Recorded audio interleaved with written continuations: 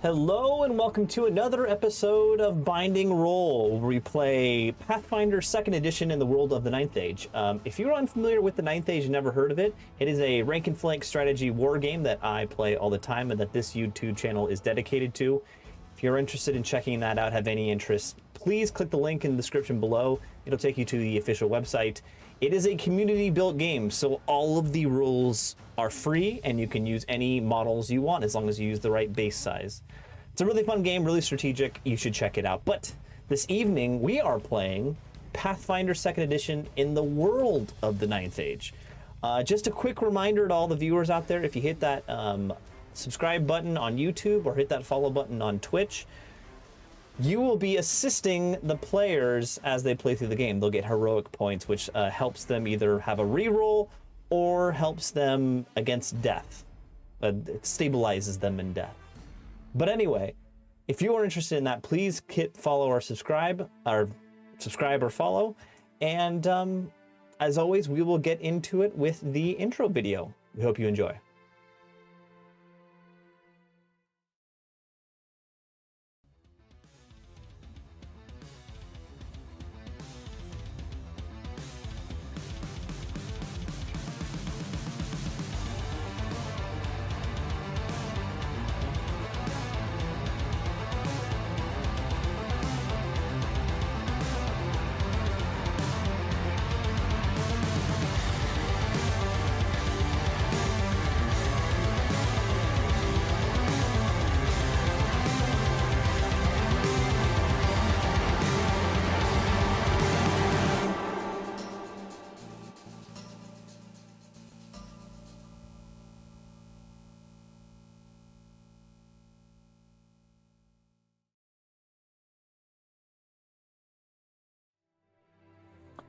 Well, hello. Welcome back. It's been a couple weeks. Happy 4th of July to everyone playing and watching. We're through the 4th of July weekend, and we are back. But the exciting part of the beginning of this episode is everyone has leveled up. So we will go through everyone as always asking what you drink in this evening, but we will also be asking what did you choose when you leveled up to level 3. I'll start it out. I picked up a new beer today. This is from Three's Brewing Company. It's called Hello Friend. And it's a little mosquito biting someone's arm. Hello, friend.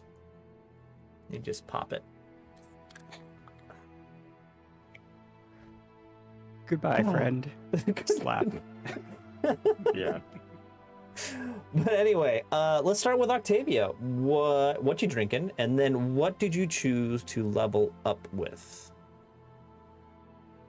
So I've got the Icelandic toasted porter from Einstock, as well as a vanilla milkshake that we'll be combining with it at some point. That actually, I've never experienced that combination, but I'm not gonna lie, it sounds amazing. It's an adult root beer float. Like, that's basically it. It's delicious. What more do you want? Yeah. Okay. For level up, I am now trained in Arcana.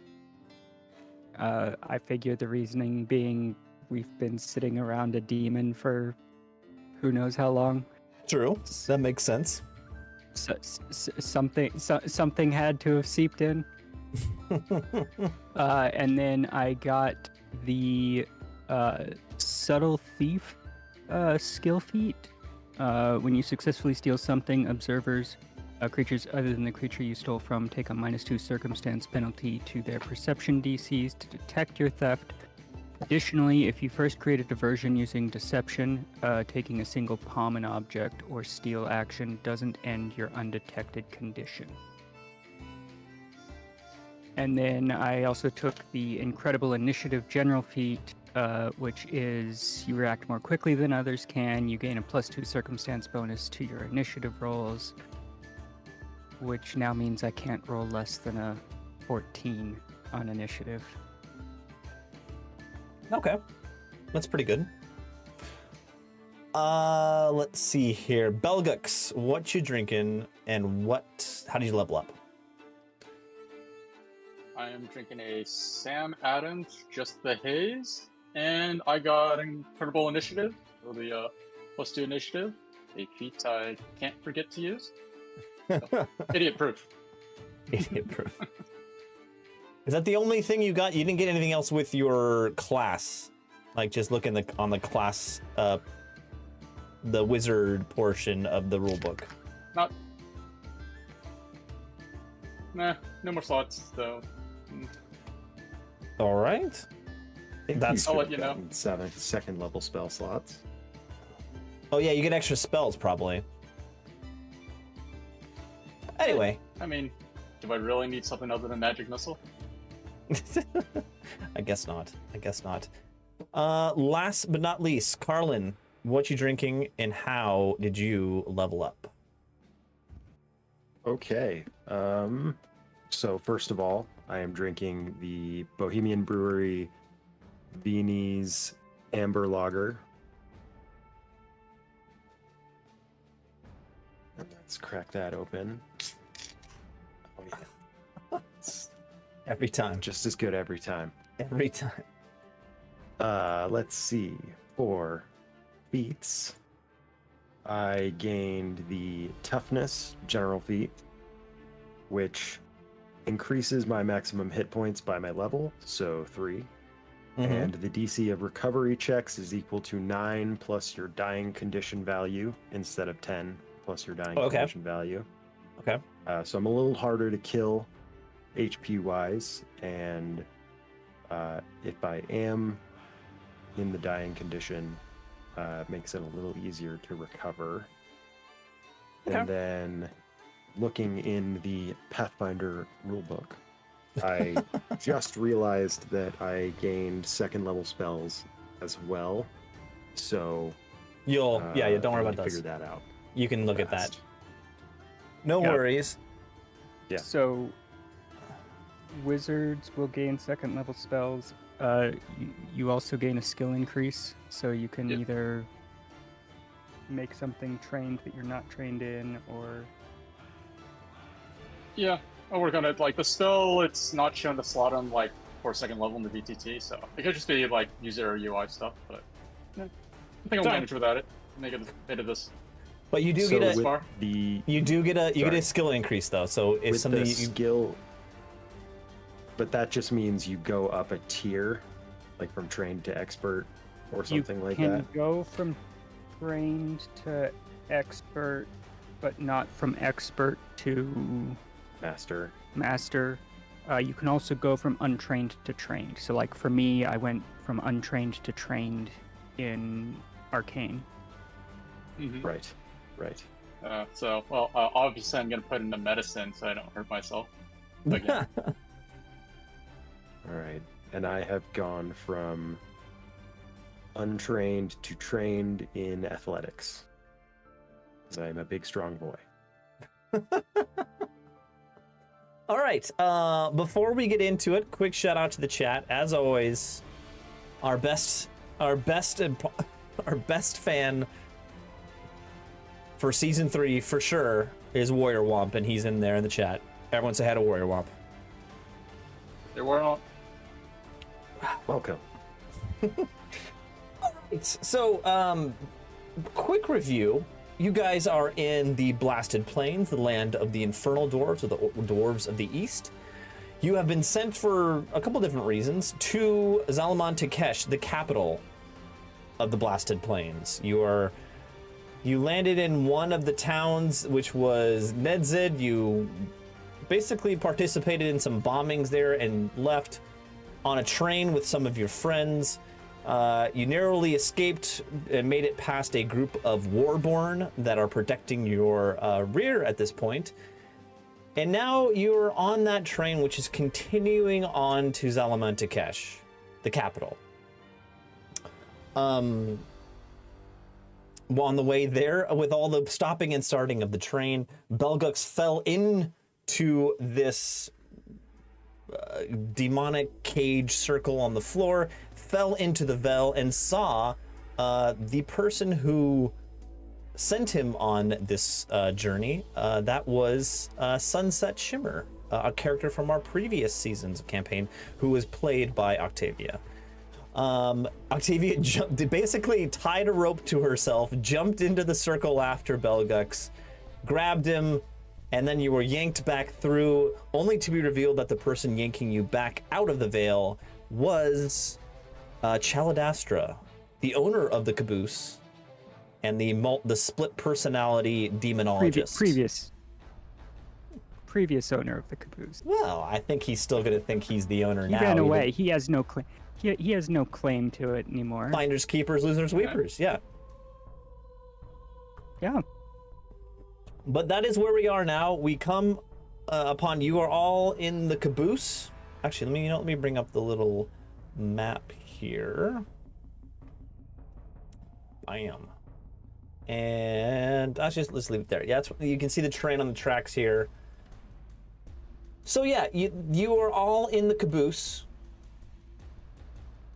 Again, this is the point where you just tumbled out of the veil on to the right in front of the feet of Chaladastra.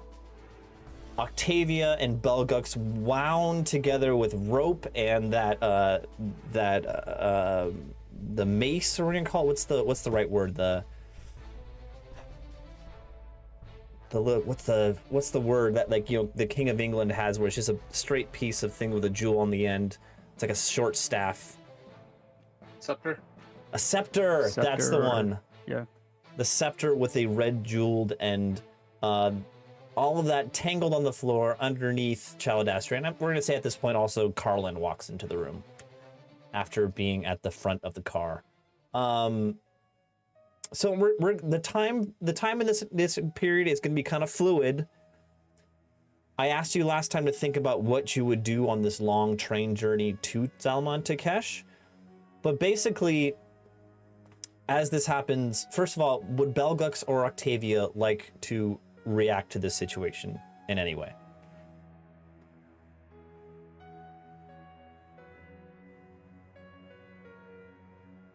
I am still stunned by my fall and meeting with sunsets. So, not at this time. Yeah, nothing right now. Okay. That is fair enough. Let me just see one thing here. I just want Belgux, actually both of you, to give me, Belgux and Octavia, a will saving throw. Oh, that's... Okay. That's always good news, right? I mean, it's harder than 10, so makes me hopeful of not dying. Okay. I think I'm actually going to have to reboot my computer. Oh no! Oh. Because I am not hearing anything from you guys. Oh no. It's like, it's so stuttery that I can't understand a word. Is the stuttery just coming from my mic or from their mics also? I don't think Okay. Octavia. All right, I can roll a will save first. Yeah. Can't be like disconnecting. I mean, that's bad manners, man. Oh, you also got a 7. 15. Oh, what? All right. 15 okay. total. So. Okay, we're probably in so this together. Belgux, Octavia. I guess Octavia, go ahead and reboot. FYI, while I'm rebooting, the VTT will go down. I mean, Yes. well, I'm Octavia's handler, so like I can make decisions for her anyways. Hopefully I'll be back shortly. Bye, Octavia. All right, the video's going to be a little messed up, but we'll just roll with it. He should be back, or she should be back in a few minutes. So theater of the mind. Theater of the This mind. is going to be great. I will also be right back, but my camera will stay up. All right, cool. Okay. Talk amongst yourselves. So, Maybe I can get Belgux. my head higher into frame. I'm sort of there. This is a good calf Belgux. workout. Yeah, exactly. Belgux and Octavia, this is like you being dropped into the Veil is a pretty harrowing kind of possibly mind-shattering experience. It's horrific and amazing and beautiful at the same time. It's everything all at once. It's crazy. You guys, both of you passed your will saves, so you don't take any sort of damage or any to your psyche. But you definitely, Belgux, you realize the enormity of the situation. So like I shit my pants. Like my brain's okay, but my body not so much. No, I don't. I'm not gonna say you should. Well, you are pretty stinky, so maybe you do shit your pants. But you just definitely. They won't even notice. It definitely like you realize how crazy the situation you are in, and you're pretty grateful for Octavia, and you understand that Octavia pulled you out. I just want to say you realize that.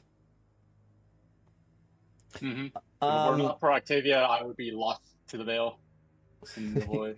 Yeah, exactly. Oh, lost to. Demons. Yes, exactly. So, at this point, Chaladastra is standing over you, and actually, we're gonna do this out of character. We're just gonna talk about it. Over the next day or so, you sit down on the train and talk to Chaladastra, and he explains to you that this personality, Chaladastra, the main person of his split personalities, which he has three total personalities. He has come to a point where he realizes he has these split personalities.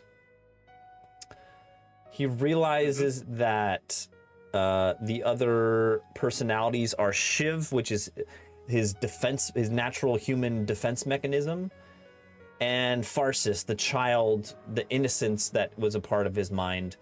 And basically he tells you the more fight or flight instinct he is forced into, the higher chance he will shift into Shiv. And the more comfort and safety he feels, he will transfer into Pharsis. He has a little bit of control over it, but he explains. Do we have a preference? It depends on these three personalities have more different information to share with you. Okay. What are your greatest fears, in case we need to talk to the other guy? My greatest fears, dishonoring my family, is my greatest fear. Okay. All right.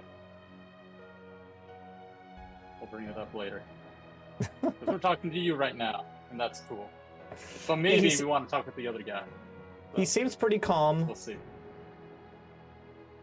And he explains that he has also learned from his other personalities that he tells the story of how he was working with Carver, who was the warrior priest that Carlin and Jed were sent to investigate.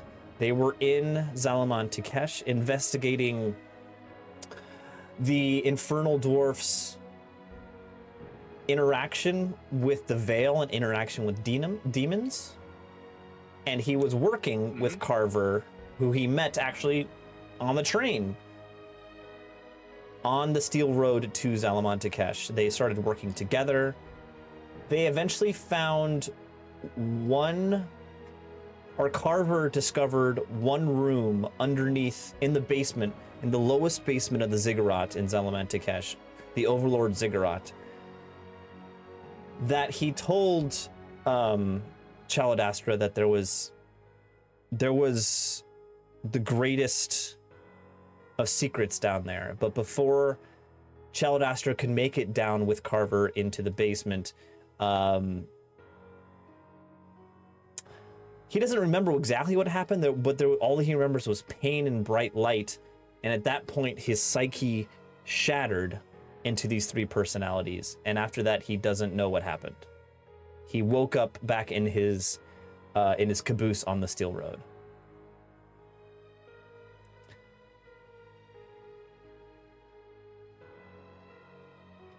So that is... Okay, that's a lot to take in. Yeah.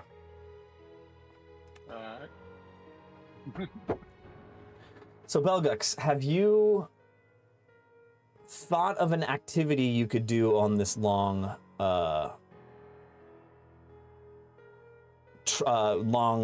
trip to Zalaman Takesh? Also, actually, you know what? Before that even happens, as you're discussing this all with Chaladastra, he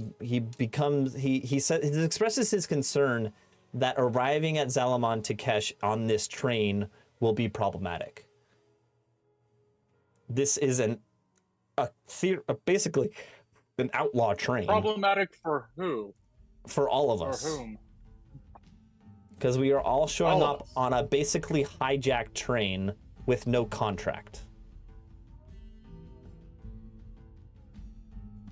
Okay. Do you have a suggestion on how to proceed given this current situation? Chaladastra says, all of my contracts are with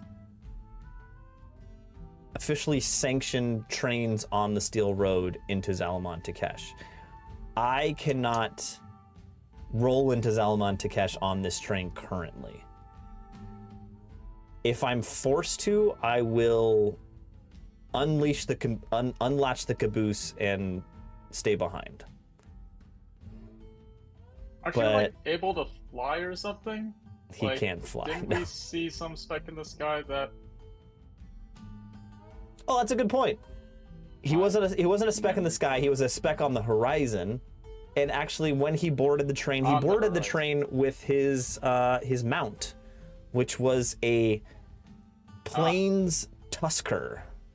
And to describe to you exactly what a tusker is, it is basically if you took a rhinoceros and replaced its head with a boar's head. So think of a pig head with big tusks on a rhino's body. Yeah. That was the mount he was traveling on. He tamed the tusker on the plains, and then when he met up with you, he loaded the tusker, which is a large animal, into the caboose. The caboose now contains both the demon and the tusker. And he named this tusker. This tusker is named. Right in here. The tusker is named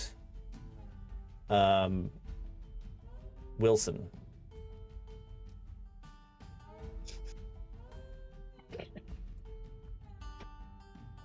So the caboose is very crowded at the moment, is what you're saying. I mean, it's a full-size train car, so both the demon and the tusker fit in there pretty easily. But these are 2 big animals. Was Wilson also the neighbor in like Home Improvement that like stuck the face over the All right. fence? Can you Like guys hear this. me? Yes, we can hear you. Can you hear I don't us? remember. Okay, I can hear you guys as well, which I do not know what happened there. Oh, but you're back. I rebooted and couldn't Hey, hear welcome. anything. So okay, and the VTT's back up, so you guys should be. I am logging into the VTT now. Yeah, so Carlin, you heard everything. Why don't you repeat it back to Octavia? Yeah, all of it.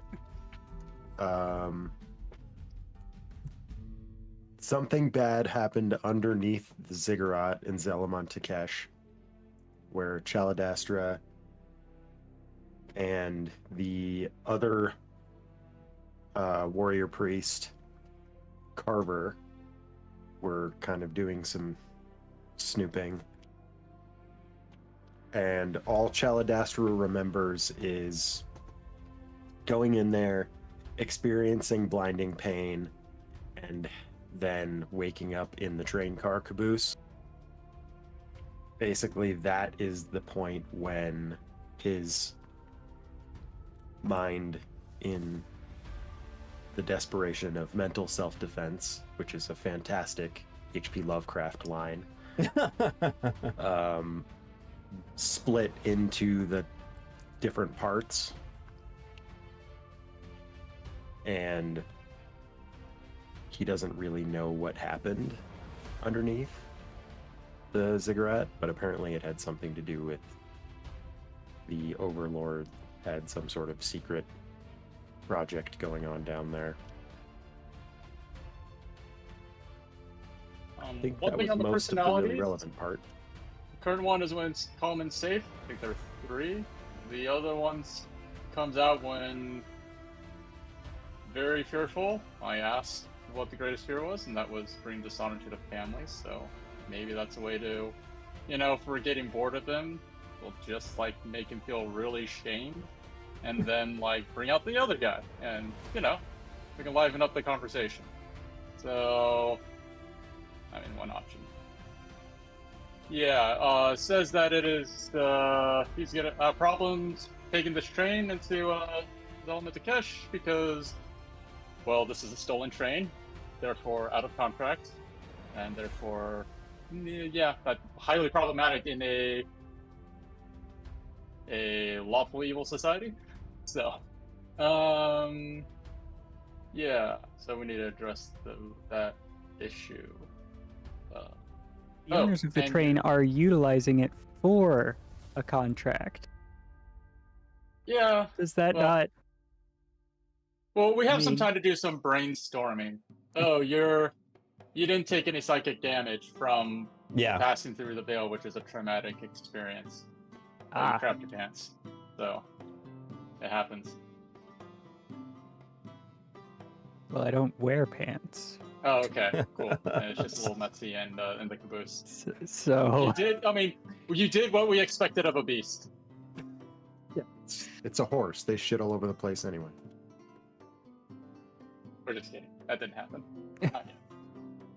You want to eat this though? So this trip from where you are right now to Zalamatekesh is roughly going to take 2 weeks. I suggest taking these 2 weeks to formulate a plan of getting into Zalamatekesh. Actually, you know what? Everyone take a recall knowledge check on. Hold on 1 second. Let's see here. Hold on while we go getting back to the BTT. Yeah, I'm back in. I'm back in now. You can take a society, either a society, religion, or survival check. Society, or diplomacy. Or survival. Okay, Carlin, uncheck your cursor, please. Hell yeah. Got it. I rolled a natural 1. Perfect. For a total of 9. Perfect. I'm going for society, even though my survival modifier is greater, because, I'm feeling lucky. 13. I'll go for religion. Ooh, That's a 7 Nice. for another natural 1. Ooh. So you, both Octavia and Carlin, they've heard the name Zalamatekesh. They understand it's the capital of the Blasted Plains, the largest city-state in this land. And they understand it's a city-state, so it's like crossing a border going into the city. Like, there's controls, there's security. They understand that. Belgux, you understand that crossing this boundary into Zalamatekesh is going to be a lot of security. They are going to be checking contracts. They understand that neither of you are infernal dwarves, and you shouldn't be there normally. And this would very much, if you don't play it right, very much lead to imprisonment and slavery and probably manual labor. It wasn't built for manual labor. I mean, you look at these soft, lotiony hands that are meant for reading books. No. I don't imagine your hands are lotiony. They're more like sticky and slimy rather than lotion. They're still moist. They're still moisturized. It's just greasy. I imagine they're covered in grime and muck and, caked on, at this point, probably pages of books that have stuck to his fingers. Yep. Leaving my mark everywhere. Personally, that is disconcerting, but yeah. While you guys think about this, this is definitely a time period jump. You can take this time to do any activity you want to on the train. I mean, like, for instance, before you were talking about somehow making a replica of the key that will work on the caboose lock. Whatever you want for this time period. Yep. But I'd suggest working out a plan to getting into the city first. First thing that comes to mind is releasing the demon when we get to Zalamentakesh, and then using it as a diversion. No. I'm just saying. The answer is no. All right. Well, what's Plan B? Well, perhaps we should just sleep on it first. Just take a rest. Sleep on the demon? That sounds dangerous. It's nice and warm. Don't be a wise ass, tiny winged horse. Hey, I resemble that remark. Resemble that remark?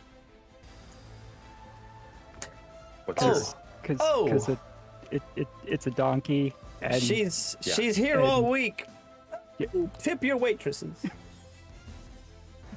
Carlin just narrows his eyes at Octavia and says, if you had to put a number on it, what would be your plus, hypothetically, to wisdom?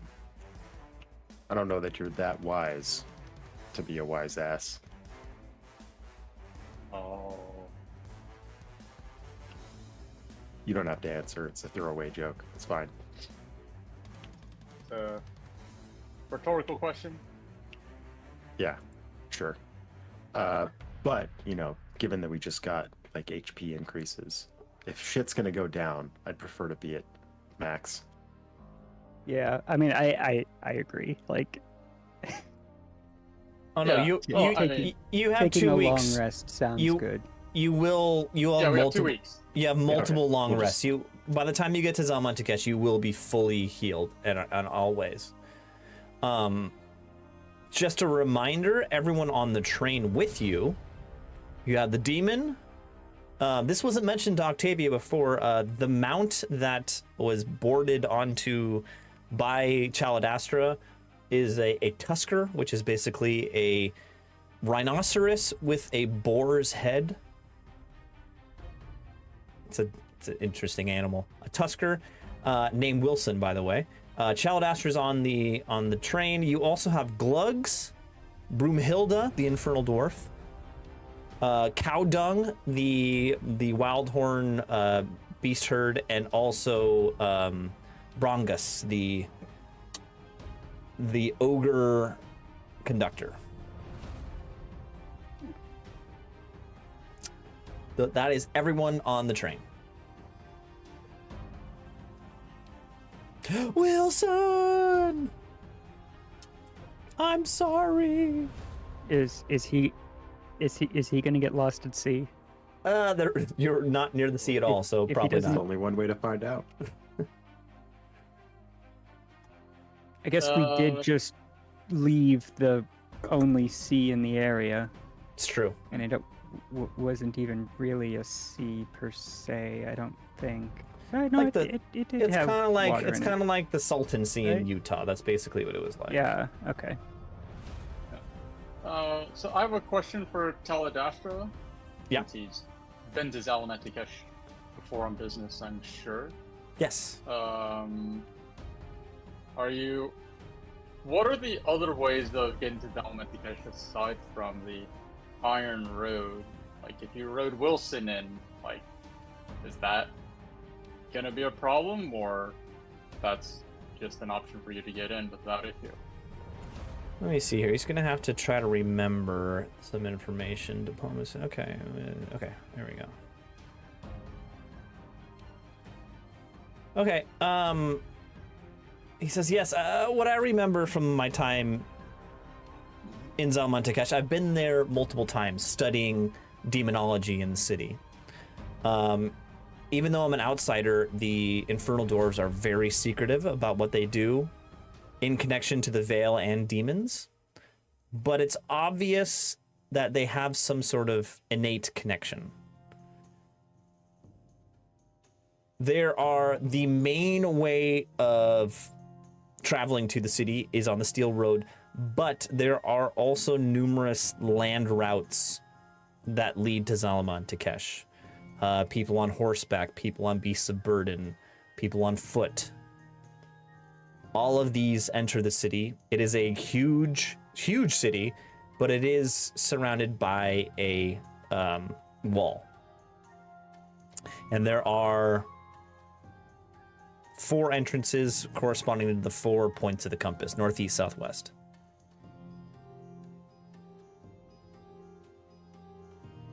All of these entrances are Is it? Go ahead. No, go ahead. You say all these entrances are what? Are guarded by a rotating force of Torok enforcers, which are the half bull, half infernal dwarf people. And they are guarded around the clock. The gates are never closed, but they are guarded around the clock. The train arrives actually at like a station before it gets to the wall. And that's where all customs and papers are checked, and then it is allowed to go into the city, which is also its own gate. So I'm sorry, there are 5 gates. 4 gates for on foot for the 4 different points of the compass, and then 1 gate which is where trains pass through. I'm curious if that gate will stop a speeding train. Ooh. Only one way to find out. I did have a question, given that the contracts are so vital in this. Go ahead, Octavia. Oh, I was going to say that potentially is a good idea as a distraction, but then I just realized that would involve basically crashing the train, and kind of want to keep the caboose intact. No, just connect it like a mile beforehand. We'll come get it later. But Chaladastra chips in then and we he don't said, have an engine to move it. Chaladastra chips in and he says, we do. This seems like a plan, but it will cause us to be outlaws in the city. We will be hunted in the city. And this is a highly militarized society. Got it. And so, given that contracts are so vital in the society, and we don't have them, are you familiar with forging contracts? At least yes. one that would there give you us go, reason Belgux. to be in the city? There you go. I love this idea. Forging contracts. As you say this, What could go wrong? Chaladastra, Communication is pretty slow. You could almost see a kind of a light bulb over his head. He's like, that's amazing idea. Hold on, I need to roll a dice really quick. Okay. He says, yes, I am familiar with the magic that is used to create and bind contracts. in Zalaman Takesh. Of course, they're magical. Yeah. I have the ability to manipulate and create those bindings. The writing and All the right. wording is not my expertise.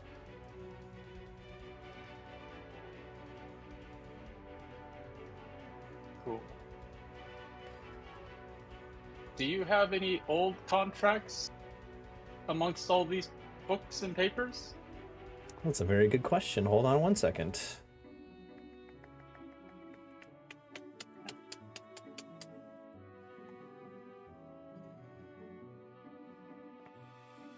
I mean, I suppose I still have mine, but a couple extras to use as a template might be helpful.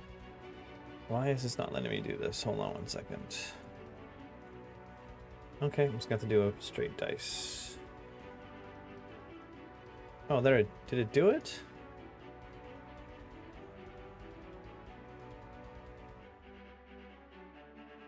Huh. I heard something. All right, there we go. As Chaladastra starts rifling through the paperwork on one of the shelves, kind of jumps to the other side of the room. He's very excited, very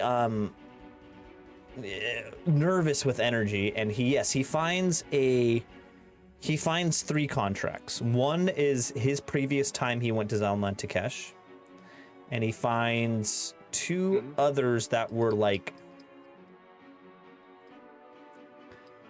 they're not actual contracts, they're like replicas. Like if you looked at a contract, if you read a magazine article about a contract, it's like kind of referencing it and maybe has kind of like describes what's in it. And it's 2 contracts about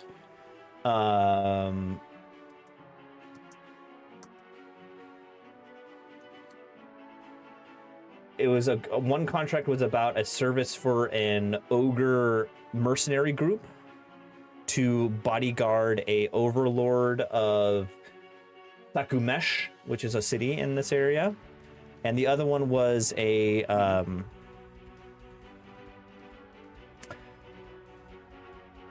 contract between the settlers, the humans of, hold on, Mosnarat, which is a human settlement to the south west of here, that was hiring them to go hunt down a pack of some sort of wild animals that were in the Blasted Plains.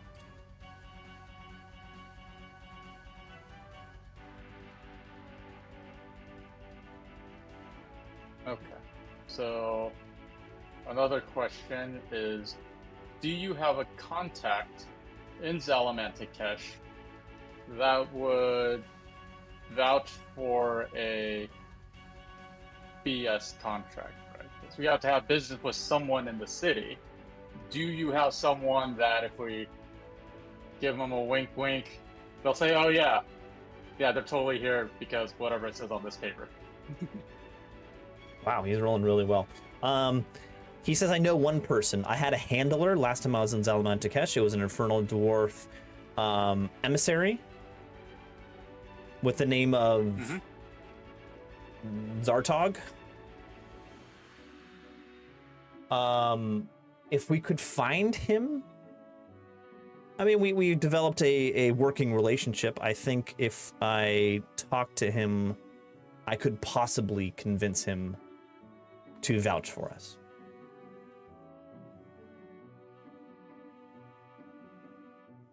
Okay. I was thinking about whose name we have as, the receiver of services or goods. I mean, could you just walk in and we are your bodyguards or something and we have a contract with you? Is that enough to get into the city? Or do you yourself need another contract to prove you have business there? I have a contract, as all of you had previous contracts, but also all of those were tied to the train that you were traveling on, and this is a different train. Right. Uh-huh. I mean, I never had a contract. Yes, so- correct. Actually, Octavia did not have a contract because she was, when she boarded the train, she was considered to be a wild You're animal. subject I was Yeah. cargo. Yeah. You were cargo, indeed. Stop talking. So, I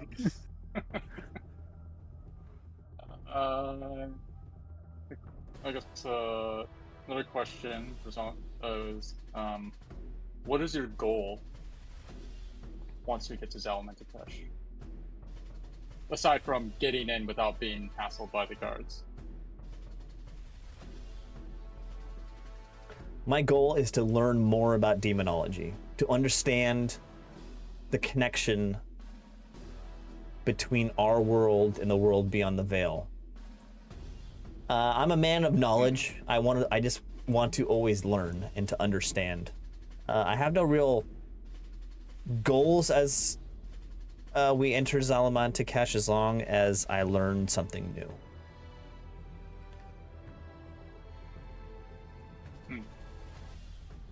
Well, I'm sort of on the run and just here to deliver some cargo. I have half the cargo, but I'm kind of indebted to that half of cargo for saving my life, so... And it kind of doesn't matter, because I don't have the other half. So, like, I don't think I get partial credit for delivering half the cargo. So it's a bit of a moot point. I would be interested in demonology and advancing myself as a scholar, so be happy to accompany you to find the secrets of the Veil, if you're open to that. Yes, I'm always welcome to people who prize knowledge. Cool.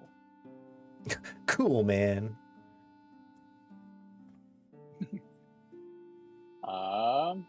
Well, what about you, winged horse thing? Aside from hay and water, what do you aspire for?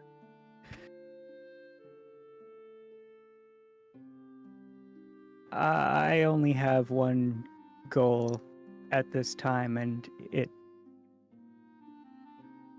involves the fulfillment of your contract. Okay, so you want to help me get the contract filled? Well, that's convenient. Also, Octavia, I want to I need to go where a little bit of character building. I mentioned this when you were gone. The experience of you and Belgux going into the Veil was a harrowing experience, and you didn't experience any mental damage, psychic damage, but I just want to say, like, this is you both bared your souls to each other, and this is some sort of maybe a bonding experience between you two. You can take that with whatever grain of salt you want to, but it was like how people bond over experiences of trauma, like going to war soldiers that are become bonded in that experience, kind of like that. Just want to. You can take that with any grain of salt you want, but that's the experience I wanted to impart upon you. Okay. So Doesn't change what the direction the conversation was going at this time. Such as it is, I need to go where you were going to deliver me to. okay. That's... Well, my contract has. Well, let me find the exact wording because these things are rather significant, given it's a contract.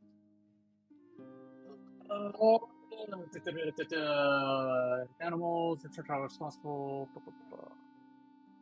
List of animals written wing thing and large furry thing. So you're a wing thing, but we need a large furry thing in order to complete a list of things to bring. Don't know if we have a large furry thing. Sorry, let me clarify. I just need to go there. The actual fulfillment of your contract is immaterial to me. I just need to. You were supposed to deliver me to the Overlord of Zalamantakesh, correct? Hey, I mean, if someone signs off for you and like I get paid, I don't care what you do. Go ahead and kill the Lord. I don't care what you do. I just want my money. You'll be somebody else's problem. Octavia goes quiet at that. Like, more quiet than usual. Did I hit a nerve or something? A little too close here? Anyways, Don't know. Don't care. Don't want to know. Definitely don't want to know. What you do there is not my problem. Just behave until you're signed off. That's all I care about.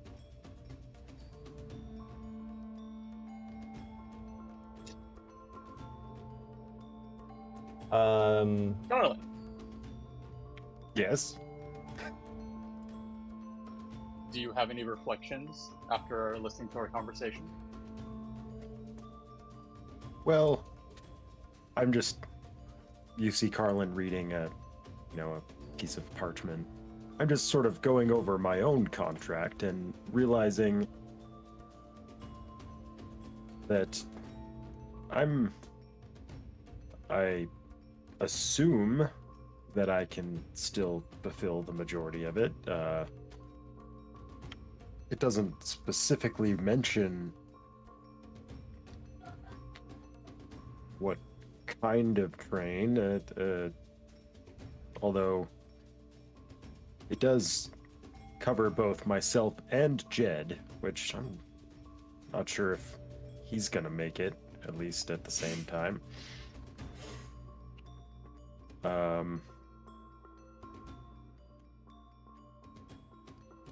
I guess I'm not really sure what I'm doing now, so I'm certainly open to ideas. Okay. All right, Were Carlin. we to make Carlin, it into hold the on, hold on. city and allow Carlin, me to give continue? me a diplomacy recall knowledge check here. Or society, Oh, either boy. one. Diplomacy or society.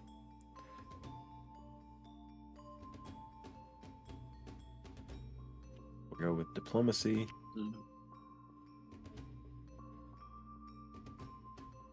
Whew, 20. Okay. You rereading through your contract, you definitely understand that you and Jed need to show up together for this contract to be valid.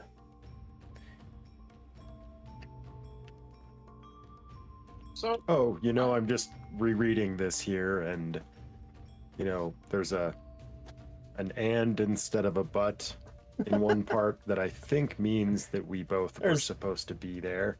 There's a semicolon And, I didn't see before. It's Exactly, disembodied voice. Thank you. So, I'm pretty sure this thing is useless now. So, again, I'm open to ideas. Forgery sounds good. I have an idea. So, we have a way of creating contracts now. We have the magic. We just need the words. We have a copy of a legitimate contract. We could try copying the contract and exclude a few words, such as jet, such as the furry animal. I'm going to ask Teledesha, could you make a copy of this but exclude these words? he looks at the contracts. Let's see here, skills. He says I can try, but I cannot promise. Trying It is all will we can work. ask of you. It will take me a full day to attempt to make the contract. Out of Alright. curiosity, what skill would it be for producing the verbiage necessary? Ooh, that's a good question. We're It's definitely removing, diplomacy, not adding, so that's right, the but- challenge. diplomacy or society or performance, one of the three.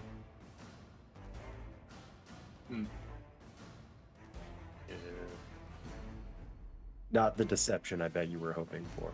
Well, my deception and diplomacy are the same, so No, what am I talking about? either way. It's Perfect. deception Either way also. works. This is I have forgery. It's doubts on completely your deception. penmanship. Oh, right. I wouldn't necessarily be writing it, Okay, but just want to sure we're on the same Like- page here. for coming up with the words, I mean, Don't and pull skill checks. We wait for them to appear. I don't know if I was clear. Maybe I was clear about this. Chaldastria is interested in doing the magic involved in the contract. He does not want to write them. When we're talking about words, he wants you guys to physically write them. Yeah. And that will be a crafting check. So, will there be a roll necessary?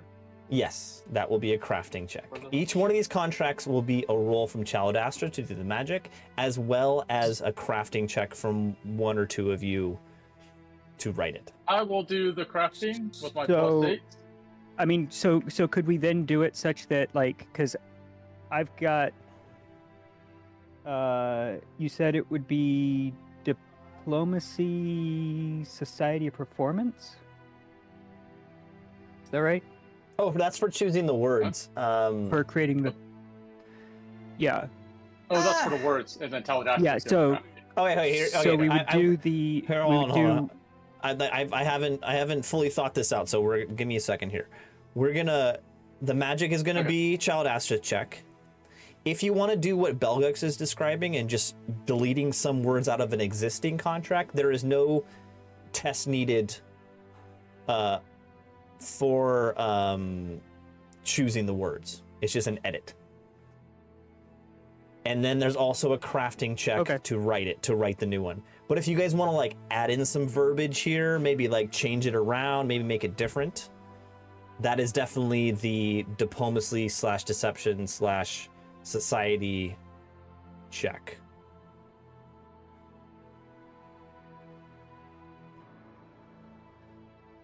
So it's pretty wide open right now. You could keep it simple. You could keep it simple and not do this check, or you could add to the contract and kind of get creative. I mean, ideally, I think it'd be good if we all were to stick together in case, you know, the shit hits the fan. Wink, wink, wink, nudge, nudge. So the option is you could do some writing and get creative. And in a single contract and like kind of include all of you in a single contract, or you can make separate multiple contracts with directions for each of you. There's a couple options there. Again, I'm going to say it takes... Yeah, I mean, ideally, I think it'd be one contract that encompasses all of us doing a thing. Mm-hmm. And order of operations wise, it's going to take Chaladastra 1 full day to add the magic, and it's going to probably take you guys 1 full day to write and think of the words. So it's got to be you guys think of the words, write it 1 day, and then Chaladastra tries to put the magic on it. 2-day total operation to create these contracts. Cool. And you have 14 days until you are at Zalaman Takesh.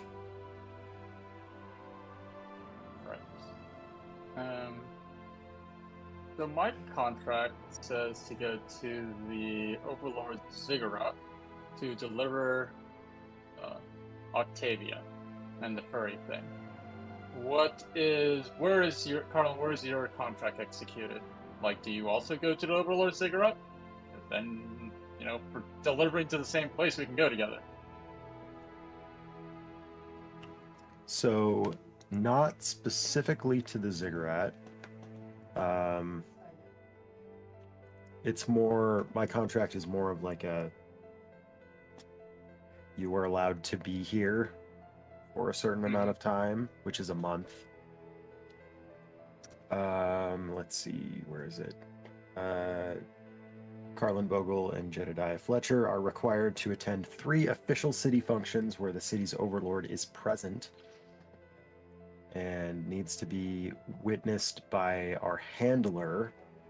So unfortunately, that means that, I'm glad I noticed that, but that means that there's probably somebody waiting for both myself and Jed, which is perhaps somewhat unfortunate. Maybe we just say he died. But we will be afforded complete access to Zalaman Takesh's governmental archives for a period of 1 month after arrival. I'm not even sure why, but we'll go with it.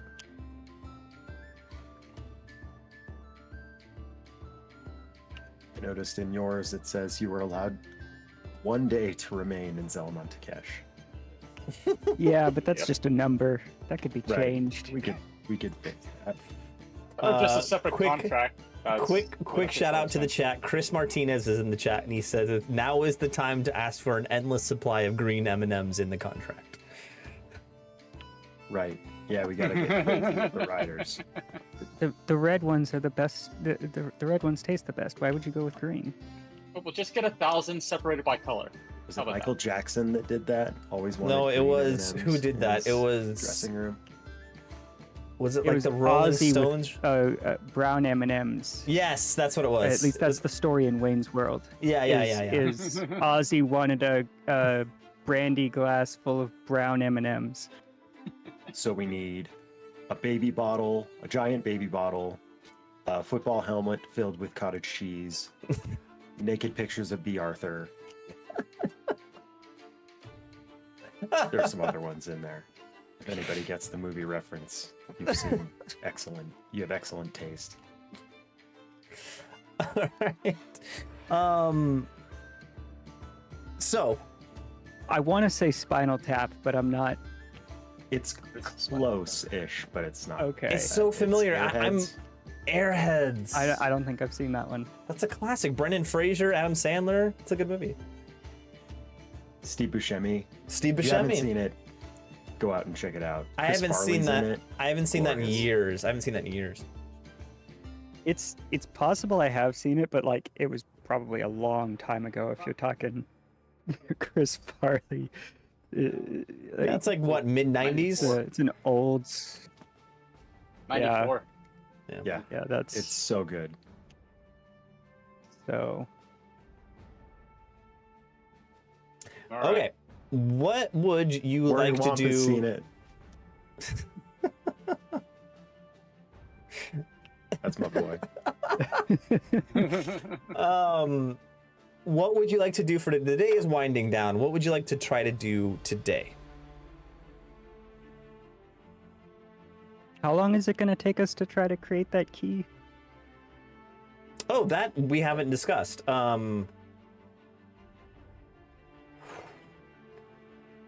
That's gonna at least take 2 days in a crafting check.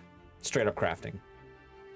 I mean, now that we have Teledastra, maybe Teledastra Yeah, has. yeah. I mean, yeah, like that's the other option is like we could either ask him for it or steal it. I mean, we are Chaladasa in definitely the- has a key. We are in the caboose, so Yeah. what's Yeah. the use case?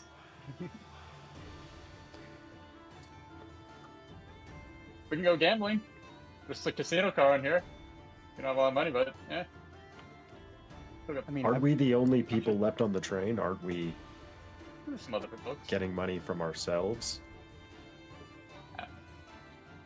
I assume the house has some money.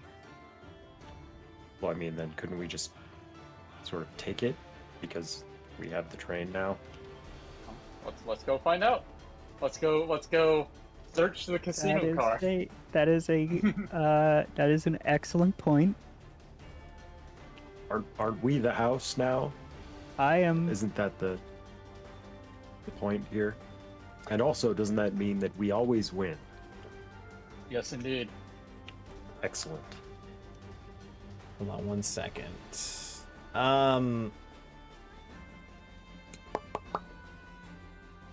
Okay. Give me a perception check. You say everyone? Everyone. That is single digit. Hey! I'm There gonna we be go. calling the wing thingy. That is a 26. Okay. Still fails. So- I can math. I can math. You definitely. All right. So you go into the train car. The casino car. First of all, the first thing all three of you notice is Glugs has just like effortlessly fallen into place behind the bar that's there, and is already just naturally. It's like his natural state to be mixing a drink on the side. you can't imagine him in a different position than he is now. There are numerous gaming tables here with mainly one card game. No, let's go one card game and a dice game. Much like craps is the dice game, the card game is pretty much blackjack. It's 21. But there are no dealers here. All the cards and dice are on the tables, but there's no money on the tables. There's chips, but what you do notice is behind... Actually, let me look at one thing really quick, just so I don't really screw this up.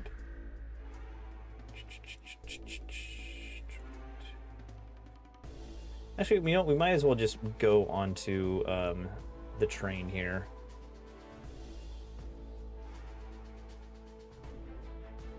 So this is the train, right? You notice that up here, this table here is actually like a cashier's table.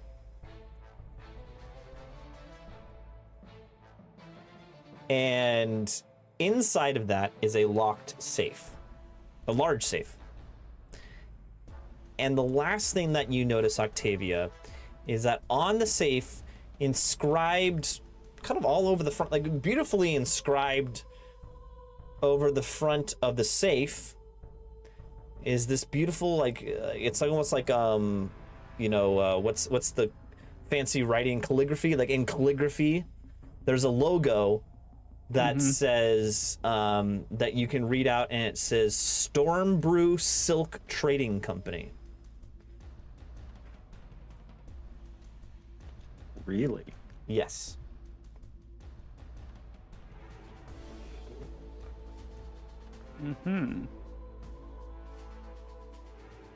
What you're saying is the money is already mine. Well, you don't notice this. Well, it's not yours, Carlin. It might be someone with the last name Right, Stormbrew. I meant, you know, mine personally. Okay. Rob as the player. Here's a question. Mm-hmm. Do I recognize the name? You do not.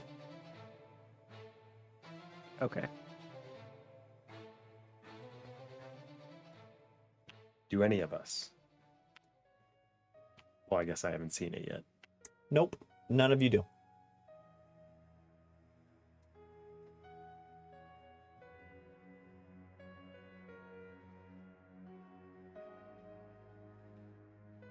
I mean, I'll wander over there and check out the safe.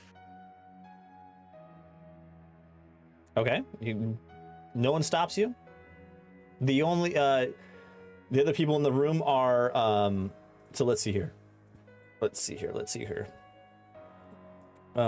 You are where you are. Well, I mean, like, I want my share.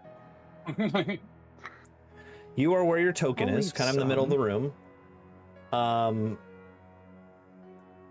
Let's see here. Broomhilda is sitting in this chair on the left, kind of slumped over. Again, looks very emotionally traumatized. She's like, what am I doing here? This is crazy. I thought I was getting in to a dalliance with a highborn elf fling, but somehow I'm on a train going to another city with a bunch of strangers. What am I doing here? Glugs is... Actually, no, she's not there. She's sitting in the stool here. Glugs is sitting behind that table. This is the bar.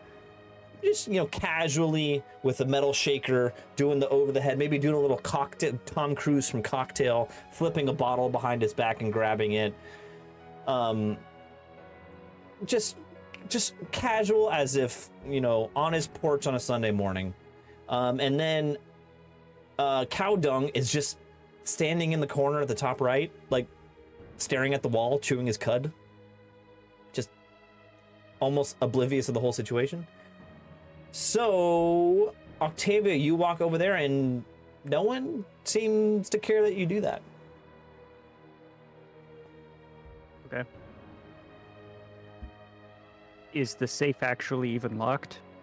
If it is, how is it locked? Yes, Like it is a locked. combination lock? Is it a key? I need you to give me another perception check. No, you rolled a total of a 20, right? No, 26? I rolled a total of 26. 26. You can definitely tell it's locked. It is a combination lock with a key and a combination lock. You have to turn in the key and then then do the combination. Okay.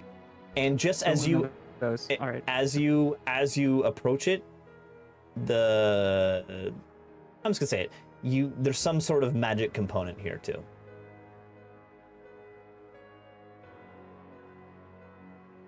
You just and you can't tell what, you can't tell the details, but you sense the hair stand up on the back of your the fur on the back of your mane bristles.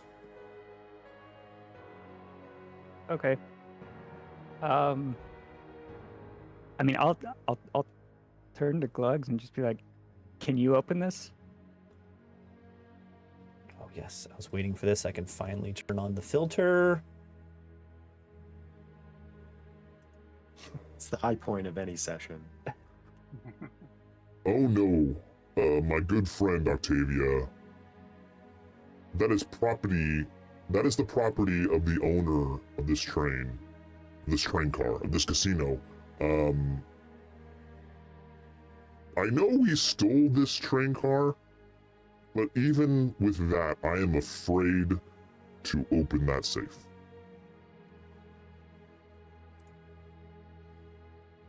Didn't answer the question. Do you have the key for it? And do you know the combination? Could you give that to me and tell me? Give me a what kind of check would this be? Hold on one second here. That would Intimidation be or diplomacy? it would be diplomacy. The way you said that wasn't very. You're not deceiving him. You're not intimidating him. Just No, I'm not trying to deceive him. I'm not being aggressive. I'm just curious if he's got them and can give them to me. Like, I'll take them. Otherwise, I'll do it the hard way. Give me a diplomacy check. All right. 10.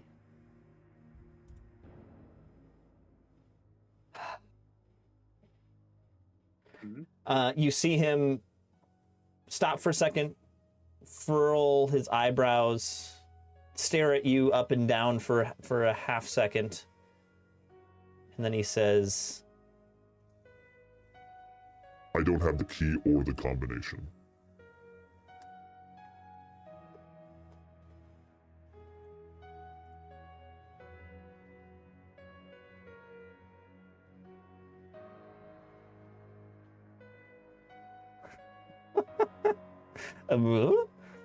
Okay. I mean, like, that's fine. Like, I mean, I'm not gonna threaten him for it or anything. It's just, if he doesn't want to give it to me, he doesn't want to give it to me. That's fine. He's not gonna stop me from trying to open it.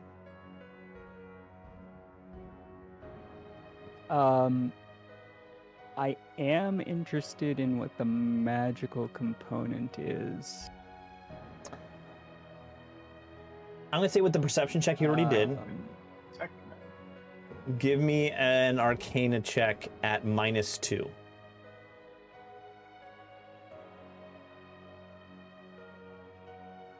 Meaning I would only have a +3 instead of a +5? Correct. Yeah, like so back in D&D 5e, like Okay. I used to make it advantage or disadvantage. This I'm just gonna assign like an Yeah. additional modifier to it, like a -2 or a +2 or something. Right, okay. A circumstance modifier. That's I'm just confused as to why it would go down with that high of a perception roll. That's for me to know, and for you to find out. Potentially find out. Okay, so +3.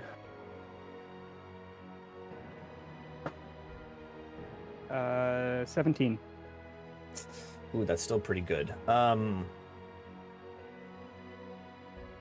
Would have been a 19.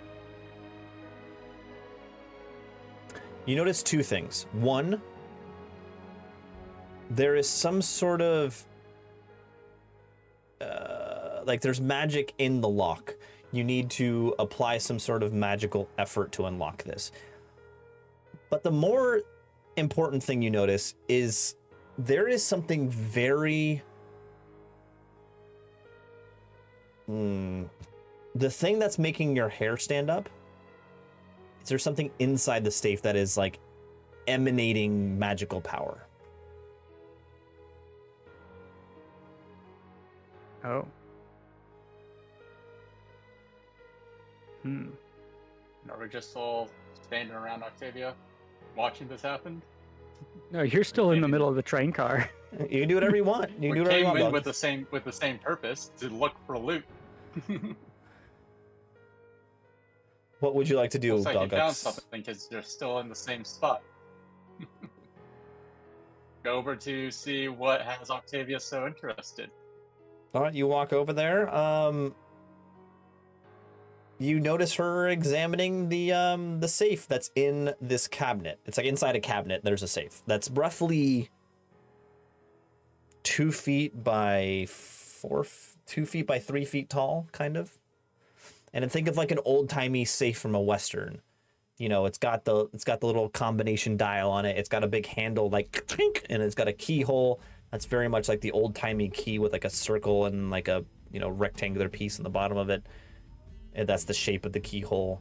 And it's a black safe with gold filigree and that insignia on the top of it. Okay. Octavia, or well, I guess I'll run, detect.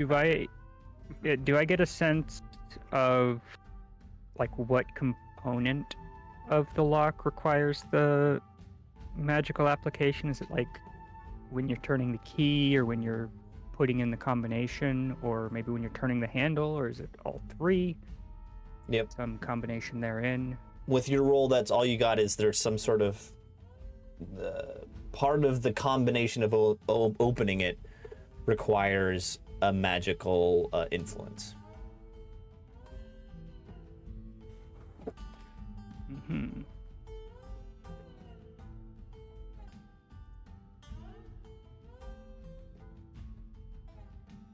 All right. I believe you wanted to do something, Bogux. Oh, I can run detect magic. Oh, you have detect magic. Go for it. Yeah. Read me the description I of do. detect magic. But it doesn't give a whole lot of information. It just, yes, there's magic here somewhere. Oh,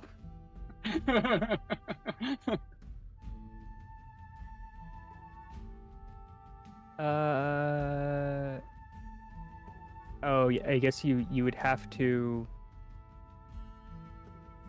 I assume that for like the heightened third, that would be casting it at the third level. Yeah. Yeah. And I'm not quite there yet. Yeah. Okay. So, I mean, that's not gonna tell you any more than what I already know. It's like, yep, there's magic involved here. Yep.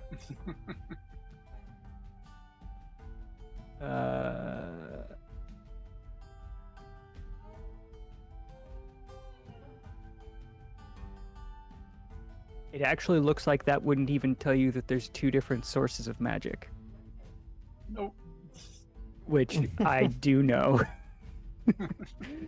Which is really, which is really strange for detect magic. That's a really watered down version. Well, it is a cantrip, but yeah. Oh, We're right, in this- right. No, that Yeah. I guess that does make sense. If it's a cantrip, Right. Yeah. that's about the power level a cantrip should be. I Yeah. would say.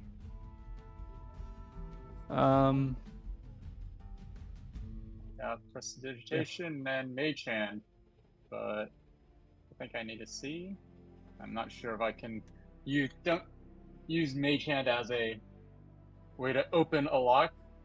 Assuming like picking. The hand got very small. It's pushing a lever. I'm curious. Like, knock is a classic spell. Huh? Knock, which unlocks things, Oh. but I don't know if that's Well, I don't have it prepared, so right.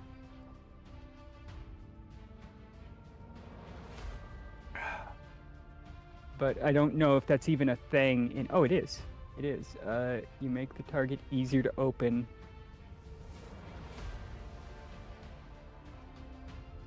Okay. So that doesn't actually. That like wouldn't necessarily negate the. It just makes it easier to open. It doesn't actually open it like. right. It just gives you a better modifier for on success. Not actually. Yep. Okay. All right. Well, Well.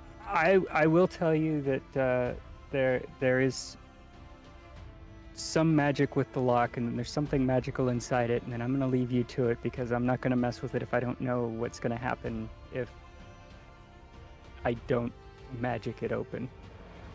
And then I'm gonna shut up for a few minutes because. Yeah. Carlin, what are you doing this whole time? Yeah, my. Well, I'm glad you asked, Swamp Swimmer. I would be sort of wandering around the train, the cars that we have access to, looking for something that is metal and pointy, bike-like, if you will, with the ultimate goal of putting a shield spike on my shield. Interesting. Give me a perception check. Okay.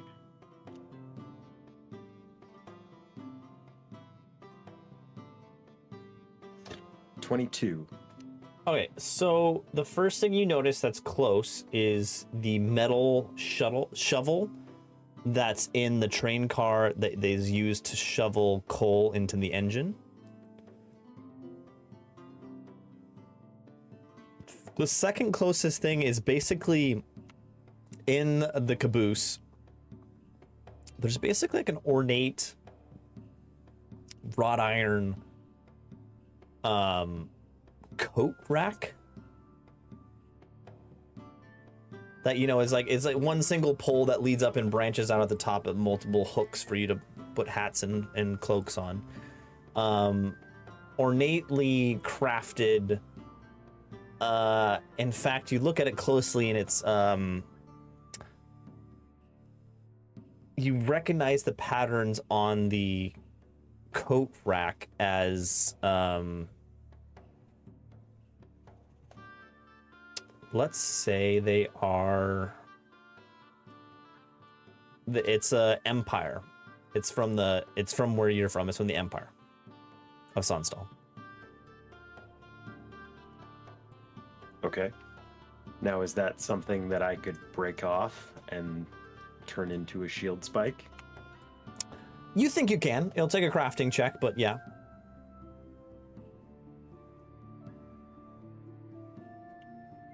All right, so according to Archives of Nethys, it says the attached part, an attached weapon can be affixed to an item with 10 minutes of work and a successful DC 10 crafting check.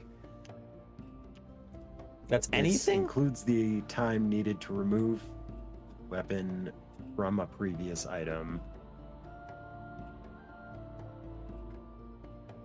All right, give me that crafting roll. You know, if you find something suitably spiky. All right.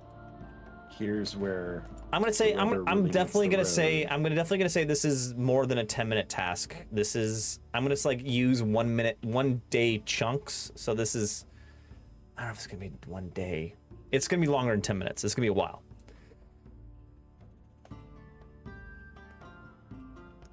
Because That's you're not just have- deep. Yeah. Go ahead. We have plenty of time, so that's not a problem. So first I'm going to start by casting guidance on myself Okay. for a +1. Because my crafting is a +0. Let's see that 9 plus. Ooh, Hell yeah. that's a 5. Never mind. You Not today. you successfully kind of like saw off one of the metal hooked pieces, but as you take it off, it kind of, you realize the metal is softer than you expected, and it kind of like deforms and bends and droops down, and you're like, oh, this is not what I was looking for. Fair enough. I gave it a shot. All right, the day is winding down. It's time for a short rest. Everyone, please decide what you want to do for the last bit of the evening and then take a short rest.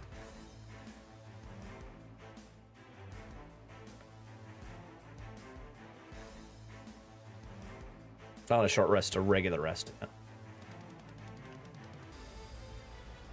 That answers the question I was about to ask. All right, so no one says anything, so I need. Okay, everyone just do the rest on their character profile, and I need both. All murdered in their sleep.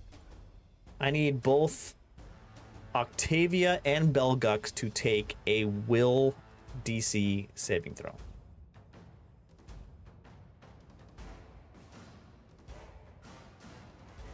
Did I have a bad dream? You rolled a 15. What did Octavia roll? Stand by. Ooh. Ooh, boy. 3 plus. Oh, Octavia's got her. Yeah. so you rolled an 11. a three. Okay. Yeah. Double digits. That's So an 8. more respectable than I initially thought. Belgux, this is an 8-hour rest, so you guys sleep through the night. Okay. I'm just gonna. Octavia's indisposed at the moment, so we're gonna say something happens to you in the middle of the night, but we'll get there in a second. Belgux and Carlin, you wake up the next day, and what would you like to do? 1 day of 14 down.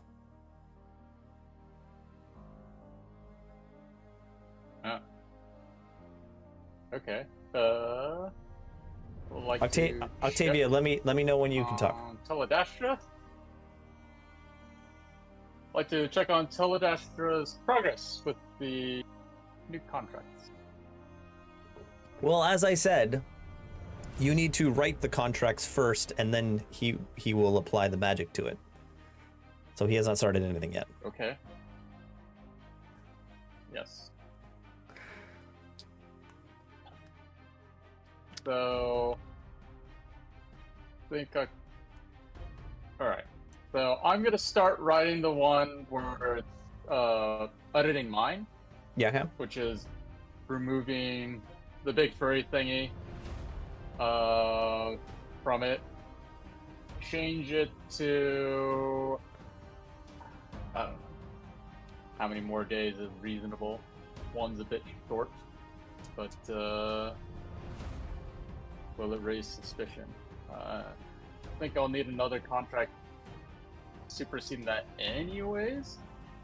So, to reduce suspicion, we'll just be removing the one, the furry thing line item from the list. And then I will give that to Del Till it has to start off on while we discuss how to handle Carlin's contract. All right, give me a crafting check.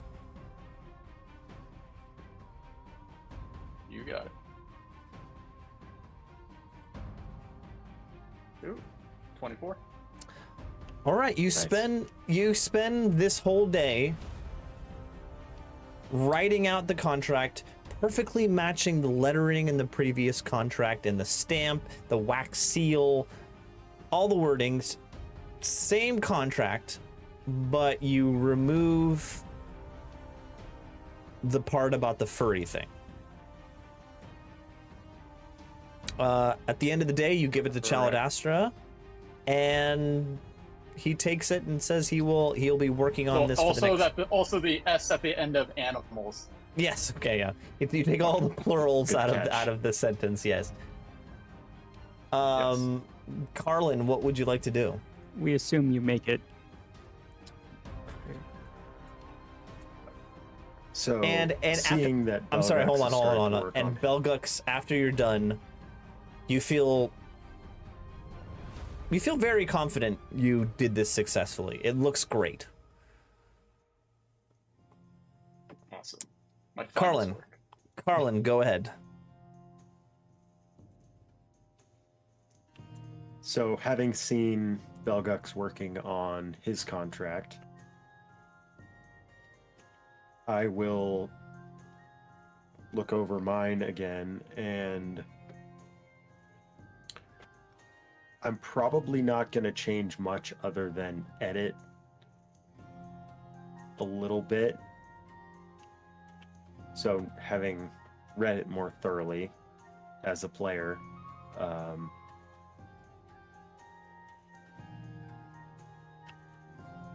don't know that I want to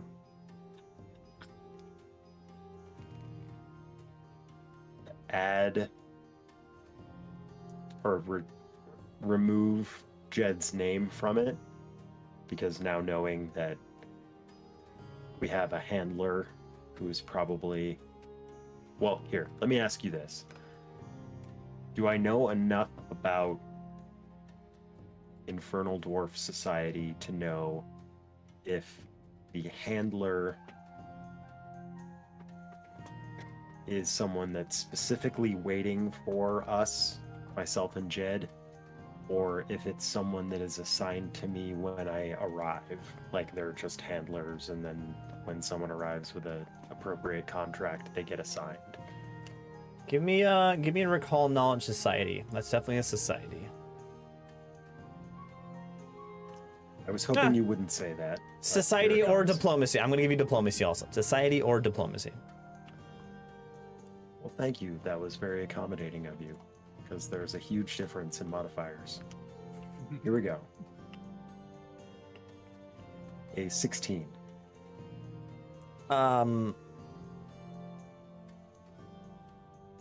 So your question is this handler is not already assigned to you? It's like a random choice out of a pool of handlers that's their job? Yeah, basically. Like, is this person expecting us, or when we show up, is there just like, they're professional handlers and they just get assigned Okay, so you understand that upon A, normally it is someone assigned to you, but your little expedition is it's very low on the importance level of the society, and you are pretty confident you're just gonna get someone to assigned who doesn't even know who you are, just to someone to watch you that makes sure you, but it's okay. that's someone that's gonna watch you and just make sure you don't do anything really bad, like a babysitter. Okay, fair enough. In that case, knowing that there isn't anybody expecting us, I will, in fact, just edit the contract to basically remove Jed's name Mm-hmm. and have them just be babysitting me instead. So it will not be, there won't be any additions. I'll just be kind of crossing out Okay. lines. Give me a crafting check. And also, I can help with that editing. Yeah. No, you if- spent your whole day working on your contract. Carlin is all alone on his contract. Okay. All right. Well, you do it today, and I'll take a look at it tonight to see if it needs to be redone. Give me your best shot. Okay. I will do my best. It's been a while. Do this in character. Well, I basically haven't practiced my calligraphy since War Priest Seminary. I don't even remember what it was called. But why don't we give it a shot? It's a 12. Oh wait, you successfully get through it. There's a little splotching. There's a little like you accidentally set down your coffee mug on it while you're writing it, and you see a coffee mug ring, but it's still very legible. It's still, you think, a good pass. The I coffee mean- stain makes it more authentic. Right? That could have happened at any point since it was written. Yeah, you're like, yeah, this is good enough. This is good enough. All right, time warp back to the night before. Octavia.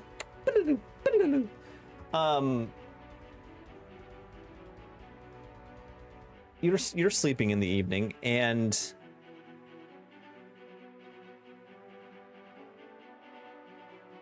you are awoken in the middle of the night by something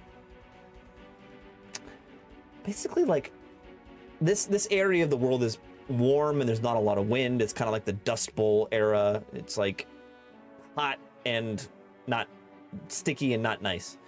You are awoken to like a nice cool breeze running across your face.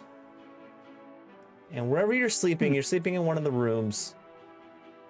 Actually, where did you decide to sleep, by the way, actually? Oh, I would have been sleeping in the caboose.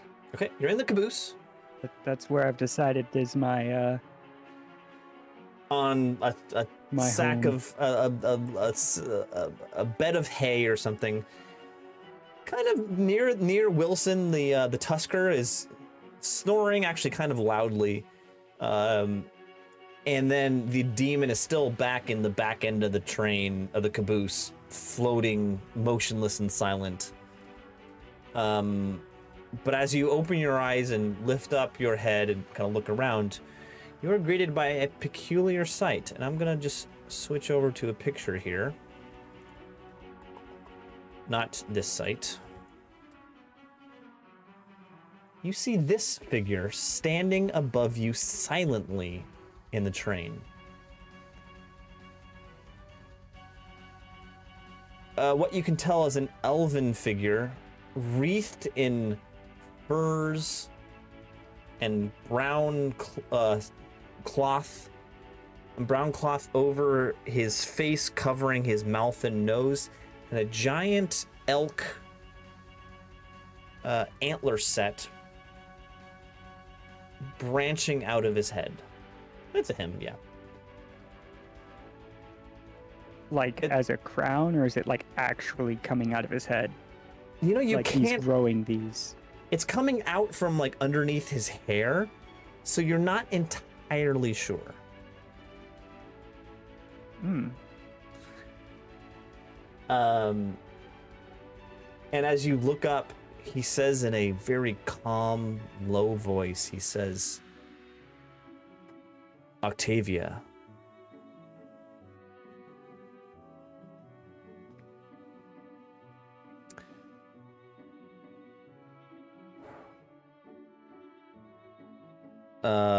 Sunset wants Pause to for know. effect. Sunset wants to know if you will complete your mission. She saw you in the veil.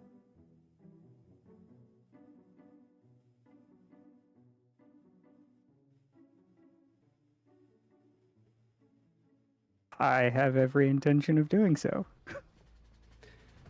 You are now on a train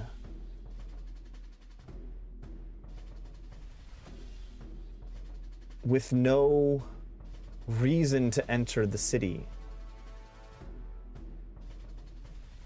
And your handler has lost your companion. Sunset is concerned.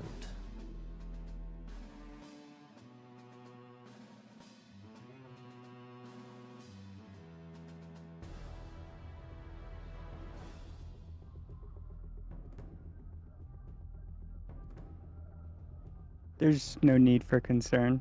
I'll find a way. Ooh, give me a it's certainly not deception. It's diplomacy. I mean, I don't know that. I will find a way. I have Yeah, all kinds of options at my disposal. You're trying to convince him. All right, let's see. Nat 20, fudge. So that's a 27. Hell yeah. Okay, You were muted, Belgax. A very convincing argument. as you say this, he stops and considers for a second. You hear him chuckle, like just give him to himself, a chuckle to himself. And he reaches up and he pulls down the mask he was wearing. It's this incredibly handsome elven figure and face. You notice now that he kind of loosens his grip on the furs that are over his shoulders, and you see all sorts of body tattoos and these entwining roots and Art Nouveau kind of swirling drawings all over his body. And he says, I find your confidence compelling and intriguing. I am Sunset's right hand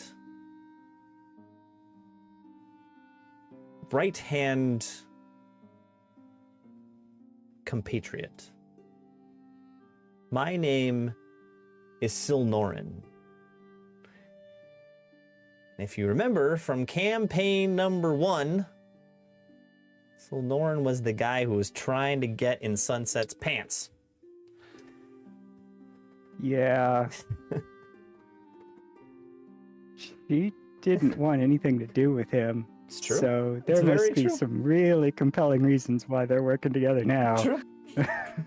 But from Octavia's perspective, this is what he says. And he uses that word compatriot.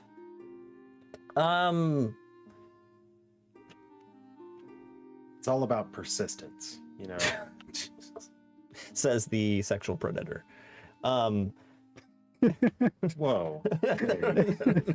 No, I didn't mean that came Seems out like harsher. this is more of a business venture, but no, I mean, it's cool. I can handle it. Says the stalker. You're Yeah, saying yeah. Pepe Le Pew is not a role model? And he says,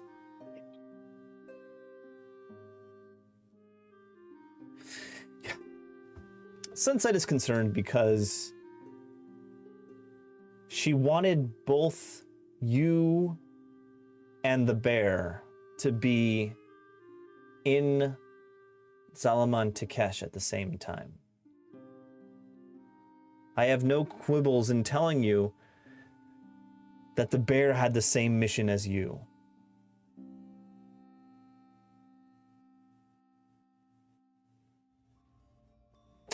I feel confidence you will find a If way. it was that important. You seem Sorry, you, go you, ahead, s- go you ahead. seem like a resourceful Pegasus. You have been trained by the best. You have been trained by Sunset. but Sunset does not share my confidence.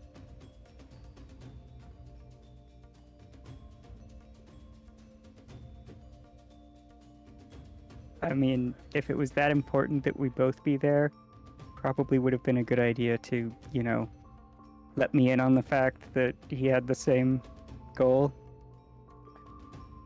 Yes. Could have We made all it easier to ensure that he stayed we all like on the to train. we all like to pretend we know what Sunset is thinking and her plans are. But we have learned to understand her plans and machinations are greater than ours.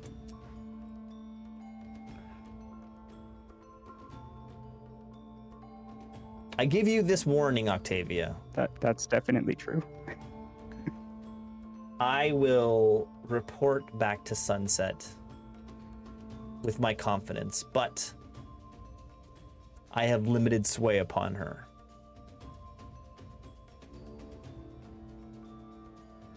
I will visit you again soon, and I wish to have assurances that you will complete your mission.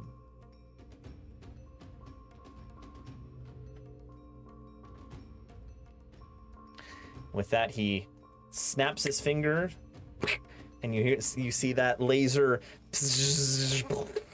open like a elevator door into the veil, and he steps back through and he says, "I wish you well, Octavia." And it closes, and he's gone. And you are alone again, or not alone again, but you look around the caboose and still see the sleeping Wilson and the floating demon in the back of the car. And hold on, one more thing. After Silnoran leaves, you hear one last voice in your head before you go back to sleep. Release me, and I can help you into the city. Release me, and I will give you the power to shed the shackles of Sunset's control.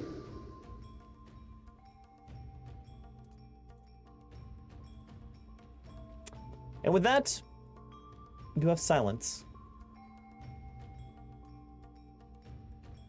Well, the demon will get silence. I'm not Okay. even going to respond. This demon's going to continue to tempt all of you until one of you accepts.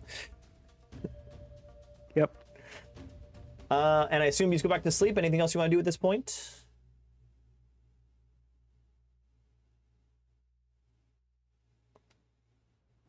No, go back to sleep. Sounds good. I don't know that there's much that I could do right now anyway. All right. You go back to sleep. You wake up in the Maybe morning. rifle You through some people's clothing, but you have your full rest. Carlin and Belgux are kind of busy all day working on their calligraphy, working on contracts, drawing something. I screwed that up, tearing it up, getting a new piece of paper, writing it over again. What would you like to do today?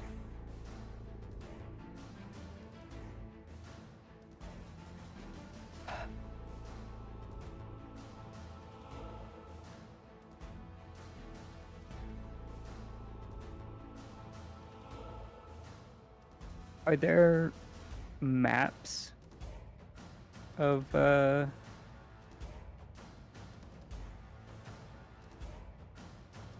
like the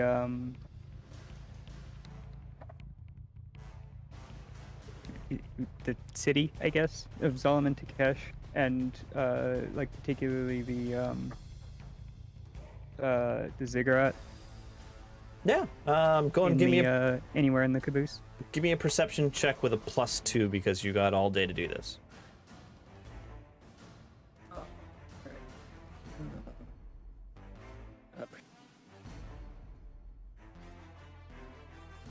And hold on, let me Turn on my dice light. Yes. 19. 19. Pretty good. You definitely find maps of Zalaman Takesh in the caboose. You find you find a city map. You also find a map of the ziggurat, but it's not like a floor plan. It's like an artist's rendering of it. You know, like an elevation showing it from the side, the shape of the building. Nothing information. But I will produce for you in the next gaming session that map, because I have not produced it yet. But it's going to outline. It's not a super detailed map, but it outlines the city and where the ziggurat is and where the big kind of waypoints are in the city. And what's interesting about this map is it also contains what looks like a grid system for an I forgot what the correct term. It's not aqueduct. It's a cistern, where it's a large storage systems for water underneath the city. It's not a sewer system. It's not moving sewage, but it's for the collection and distribution of clean water throughout the city.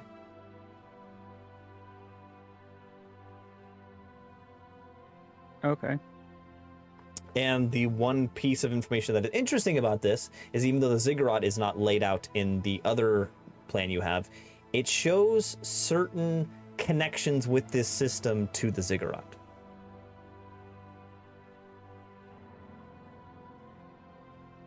Okay. So, like, somewhat similar to the, tunnels we were in wherever we just were. Kind of, but kind of not. Obviously, like, that was like a sewer system that was connected to the sea. So like water was flowing in and out with the tides of the sea. This is more a closed system with just water. Yeah. Okay.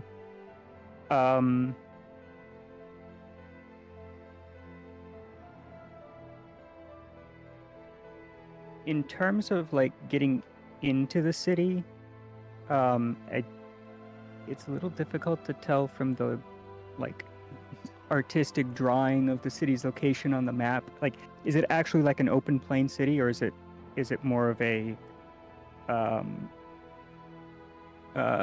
like a single structure, roofed, and then it's just all kind of internal to that? It's like a traditional city. Let's see here, hold on.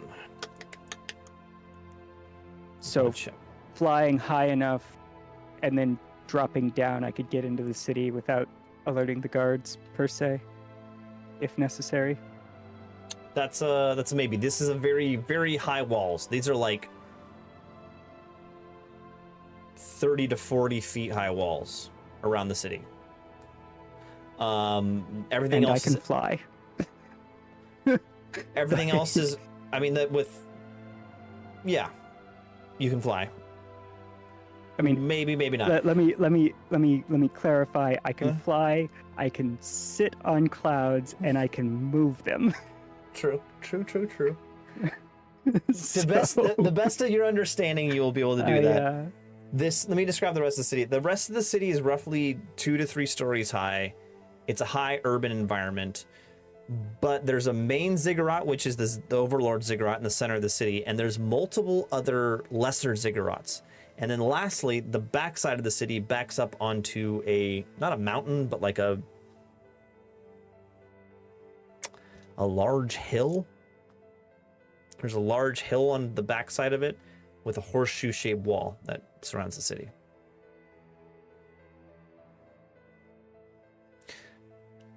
But yeah, that's all you got. Okay. that takes most of the day searching through all the records in the caboose. This is the end of the day. Belgux and Carlin, do you want to present your contracts to Chaladastra? Yeah, I'd like to take a look at Carlin's, because my contract is, I mean, it's good, but it doesn't have all the things I need to take care of, such as staying in the city a little bit longer, getting a ride, and I'd like to just, well, while reviewing the quality of Carlin's work, to discuss the contract and see if could be substituted in there for Jed. If that's something that you think the people would buy, as in just like replacing the name, like they're gonna know me as Belgux, but replacing the name of the contract as Jed, do you think I would be able to pass Carlin for the purpose of your research of the archives? And I was also going to have Belgux check mine for quality to see if he thought it was going to pass. Belgux, you look at it, you think it's a 50-50 chance of passing. As far as exchanging your name for Jed, you think that could work if you made a new contract? Because it's a lot like, you know, in the movie Anchorman with Will Ferrell, he just reads whatever on the teleprompter and doesn't think and just says it. These contracts are like, if the guards read it, they'll believe whatever on there. Right. Yeah, so Carlin, this pretty good. I know you said it's been a while since you've written something, so very good effort. But I think there's some things here that, you know, a guard that's a little bit more thoughtful might ask some awkward questions. So I'd be happy to write out a new one for you. I do have a suggestion, since we're supposed to be 2 people on the contract, right? This would meet some of my needs, and it would deliver 2 people. As per the original contract, which would be open for me to fill in for Jed, as I am revising the contract anyways, right? Certainly, I'm not opposed to having another person. My edits were mostly to make it, you know, not include another person who is no longer here. So I'm certainly willing to open to suggestions, and if that helps you out, I'm open to that as well. Excellent. All right. Well, I know what I'm going to be starting on in the morning. Okay. All right. End of day 2. Everyone takes another rest. I mean, you don't even need to do the rest button anymore. Just fulfill everything in your stat block to full. Belgux and Octavia, give me a... Actually, just Belgux. Give me a will saving throw. Oh. Thanks. I already took my lumps. Oh, okay. You sleep through the night 23. peacefully. It is the next day. Belgux is rewriting the Carlin's contract. Carlin and Octavia, do you want to do anything in particular? Well, and I suppose Taladastra is doing the magic for the first one I handed over. Yes. You didn't say that, but he is doing that. Cool.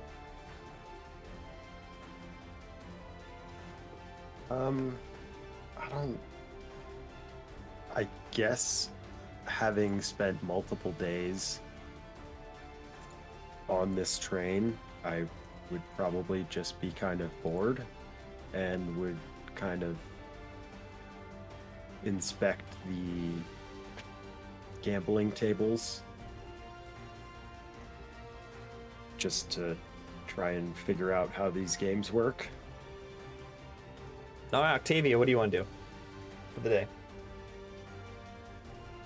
I'm just gonna keep studying the maps. I'd like to try to know as much of the city as I can before getting there. Okay, I need both of you to give me a perception check. Not Belgux.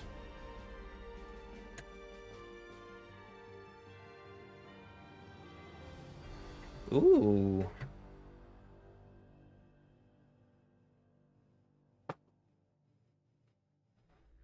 17. 17 still pretty good, but 25 for Carlin. As you are, lazily hanging around the casino for the day, looking at the table games, I don't know. You understand that the dice game is essentially craps, and the card game is essentially blackjack.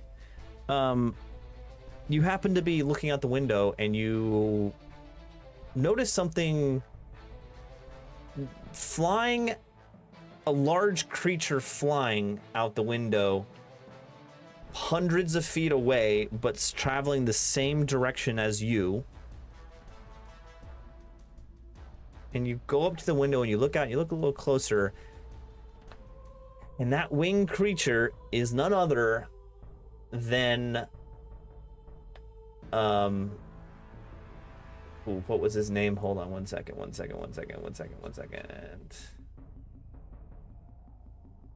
Emerald Legasu,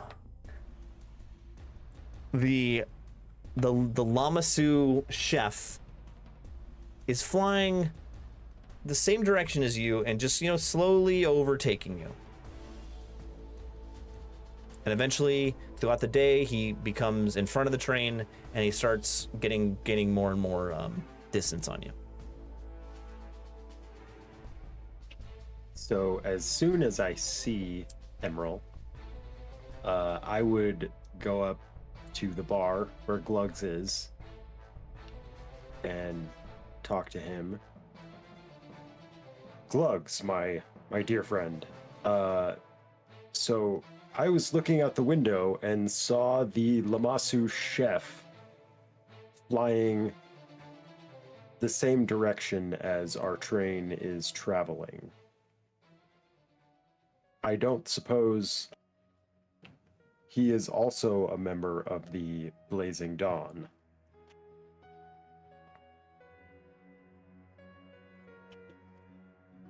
You're welcome for another opportunity to use your voice changer. No. Emerald is not part of the Blazing Dawn. That is very concerning. And he heads over to the window to look out to himself, witness Emerald flying back, and he says, kind of half to himself, half to you, Emerald is fiercely loyal to the Infernal Dwarves. Most Lamasus are scholars. They like to study, they like to gain information and understanding. Emerald's was about preparation of food, but his loyalties always lied with the Infernal Dwarves. I'm afraid he's flying to Zalaman Takash to warn them of our approach.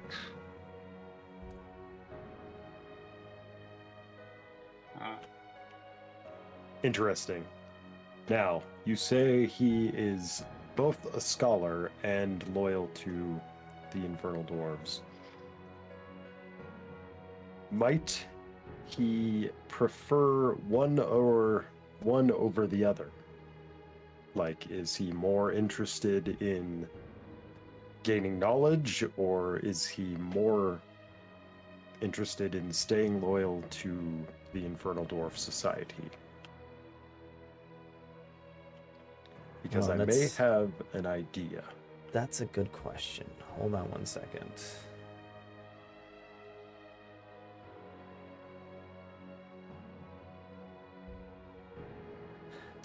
You see Gluggs kind of furrow his brow, look out at Emerald, look back at you. I do not know. He was always loyal to the Infernal Doors, but he loved cooking so much. It was a part of him. I don't know what he would choose if he was presented with a choice between the two.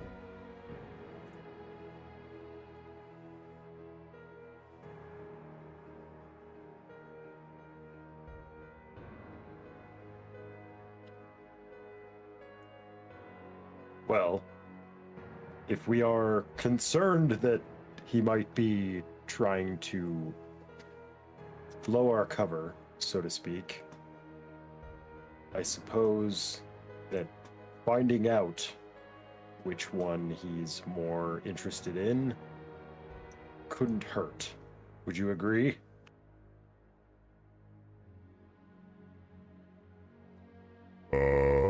Yes, I agree. How do we do that? Well, we do have a flying beast of our own. And how, out of character, you said hundreds of feet away? Yeah, like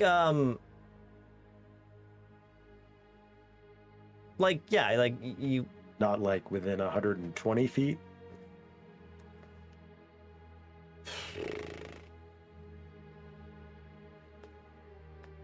He's more than 120 feet. He's 200 feet away. That's unfortunate. Why 120 feet? Because that is the range of the spell message. Oh, you know what? I'm feeling very fortunate today. I think you can send him a message. Oh boy. Okay. Because I really want to know what you're going to message I him. will- Well, first, I am going to confer with my colleagues briefly. Octavia, Belgux, we have somewhat of a problem. What? So, if you look out the window on the east side of the train, Wow, that's You you actually will notice that that's the side I was thinking about. Good. Well, you said I was looking at the tables. That's the east side. Made Yeah, sense. yeah. You will notice that the Lamassu chef who served us that fine meal early, those many fine meals early in our travels, seems to be I flying think you in this. got those fine meals. Right, I forgot. You were eating whatever, hay, oats. I'm not sure. I'm not even entirely sure I know what I was eating. That's truly unfortunate. It But- helped you survive to today. That's all. All right.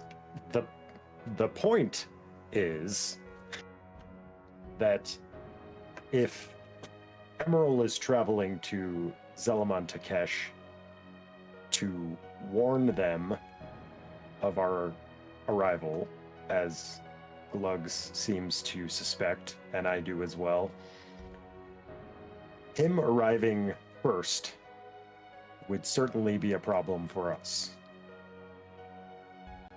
If I can convince him to not tell them about the circumstances of our procuring this particular train, I think it would be beneficial. I guess my question is, would you agree? And are you in support of me trying to do that, like, right now, before he gets too far away?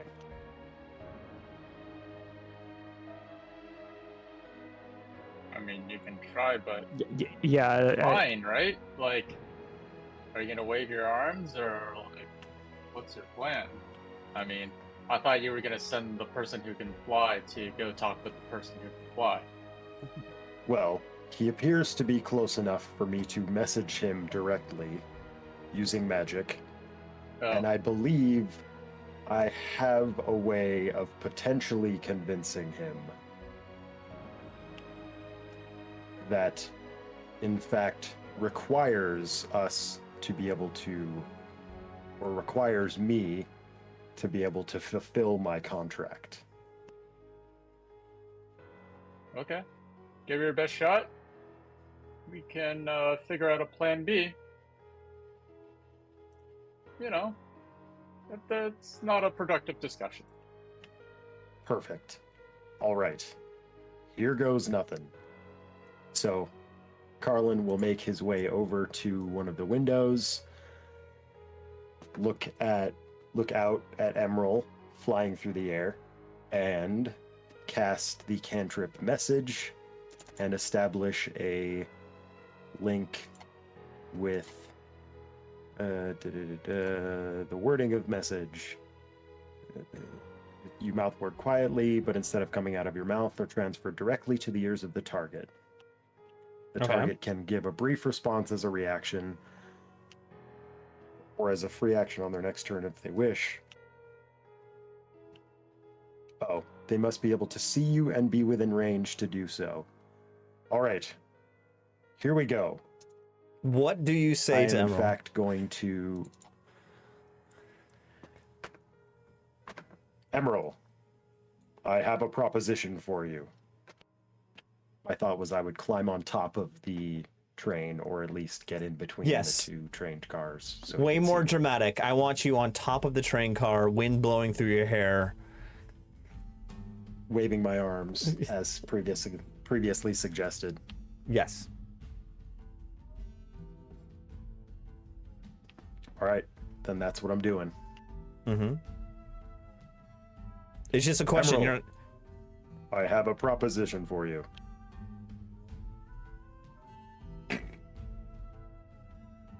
Okay, give me a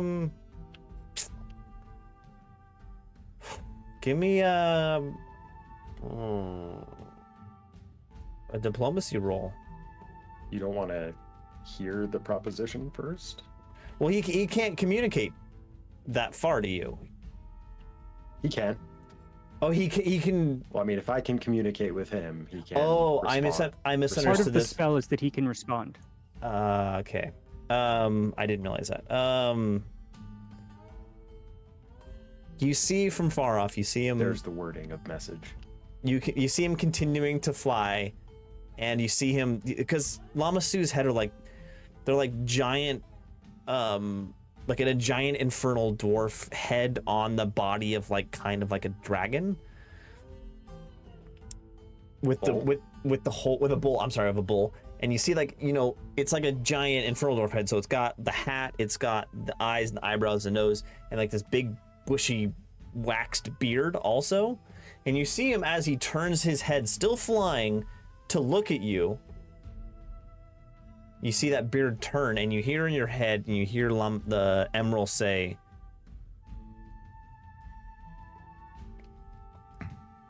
"You are the traitors who destroyed Nedzid and crippled its industry. Please, tell me what feudal proposition you have."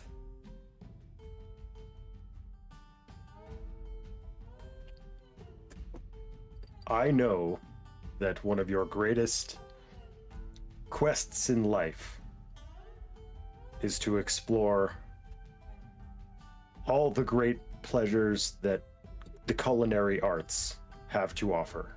Okay.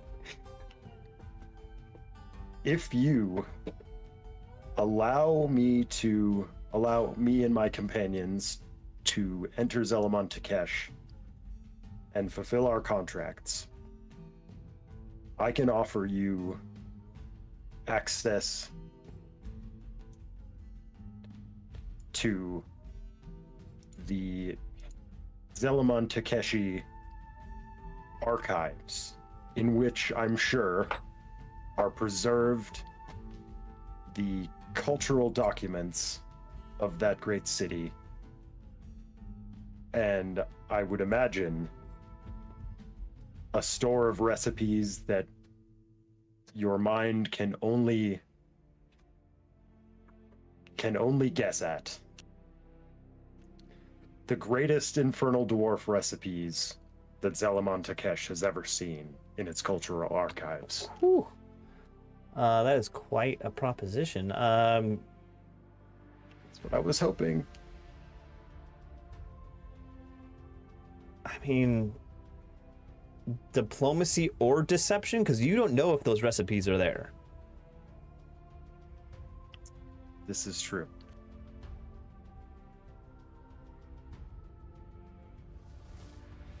All right, here goes diplomacy. As a cantrip, I would like to add a +1 circumstance modifier through guidance. Okay.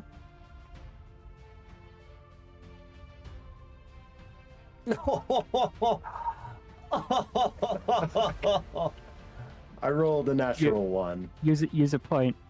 Use a point. Yes. You can use a heroic point. Yes, you Heroic can. point. Yeah. If I remember Yes. Seems like a correctly, good idea. use it. Brilliant. you had. If I remember This- correctly, you had 3 left. So this puts you down to 2. Okay, this good call, because I never would have remembered that. Here we go again. Okay. A 21. 21. Quite the improvement. Yep. Thank you to all those who have liked, subscribed, followed, and so on. You Please- saved our bacon. Please continue cooking to metaphor. please continue to subscribe to give these guys assistance. You see him hesitate. You see him think. He turns his head back towards his destination and then back at the train.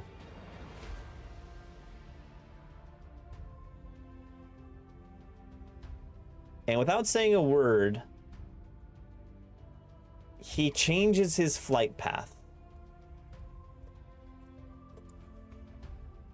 He flies over to the front of the train.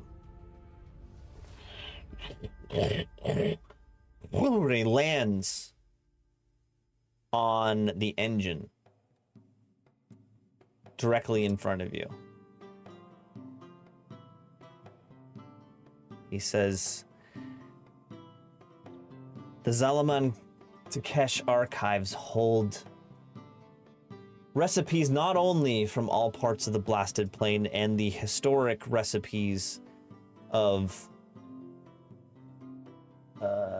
infernal dwarf culture. Every emissary from other country brings recipes to add to its collection. I have only been fortunate enough to study a piece of that archive. How can you grant me access to this?"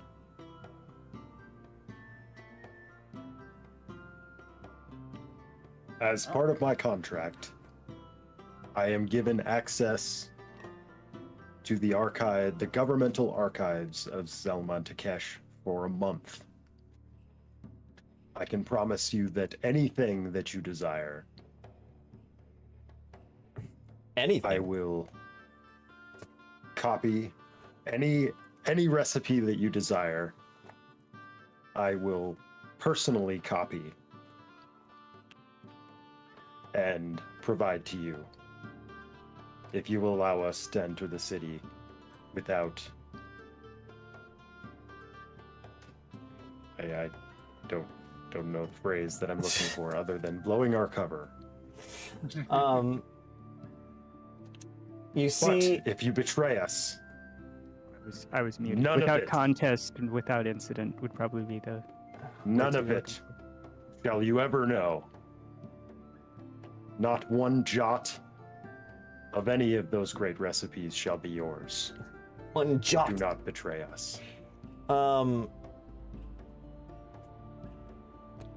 The Emerald says, smiles, turns to you, and he says, yes, I will not turn you in and warn Zelaman Takesh if you're coming, but I have no power to get you past the guards into the city. And I have one caveat to our agreement. If this is true, you have...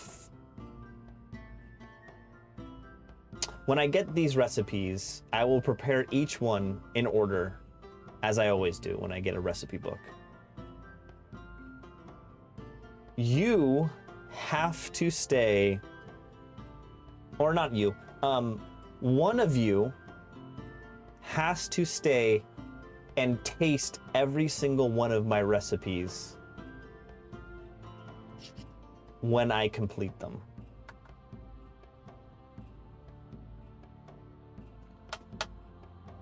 I only have a month, so I will stay and taste as many of the dishes that you create as I can within that month, provided that for each dish there is 0 chance that it will kill me outright. That's not the deal. A chef can only create food if he has someone to enjoy it. My return to the Empire will require another long train journey. It does not necessarily have may to be you, accompany Carlin. us. Doesn't necessarily have to be you, Carlin. But someone. I from your cannot speak for my companions. My return to the Empire will require another long train journey. In order to I am perfectly in order willing to to keep allow me you to accompany us. in order to keep me here, I need you to promise me right now that someone will enjoy every one of my recipes.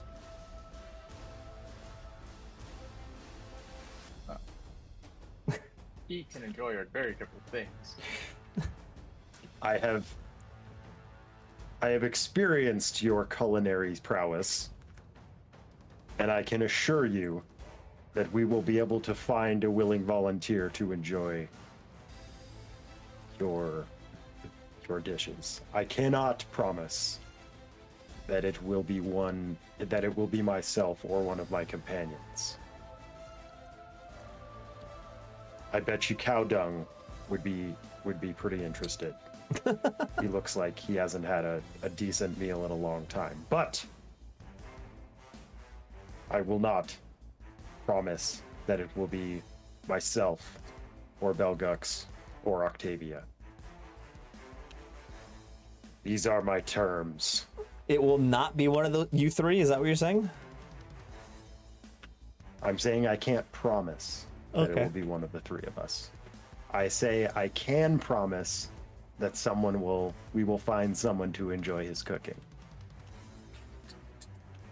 That shouldn't be that hard. I'll sell it. He's one of the most knowledgeable chefs in the world. You'd be lucky to try it. I learned a lot from Viggo Mortensen about salesmanship. Let's just talk for as long as possible until they pay you to shut up. I can hard negotiate. I've got several more days before we reach Zelaman Takesh. How long a negotiation do you want? With that, I guess give me one last. I mean, you can be diplomacy or deception, depending on what you're thinking in your own head. I feel like I'm being pretty straight up about this, so we'll go for a diplomacy check.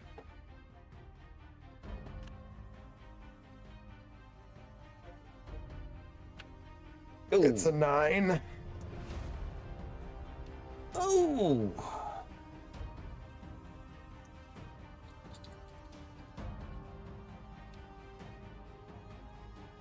He squints his eyes.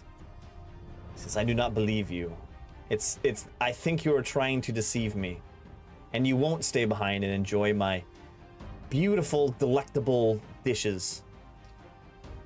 I need a promise. Carlin, I know you are a man of your word. I want a promise from you that one of your companions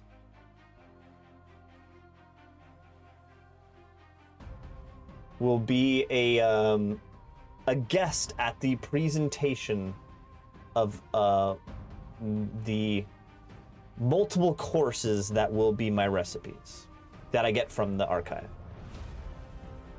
I want a promise from you, Carlin. He looks you right in the eyes. A promise. As a Lamasu, I know that your kind My are kind. held in great esteem by the infernal dwarfs. Would you be able and willing, in order that I may fulfill this promise, could you find someone to create a contract that spells out my obligation to stay as long as I can, as long as it takes for me to try all of your recipes?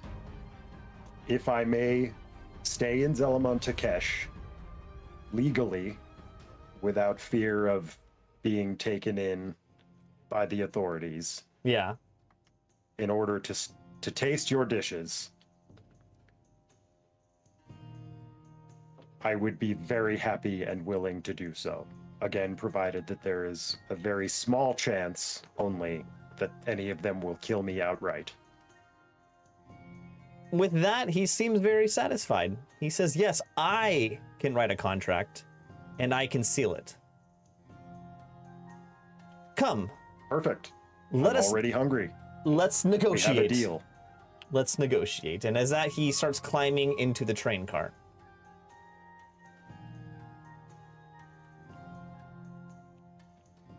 I jump down from the top, go into the casino car, say, hey, we now have a chef. Very good.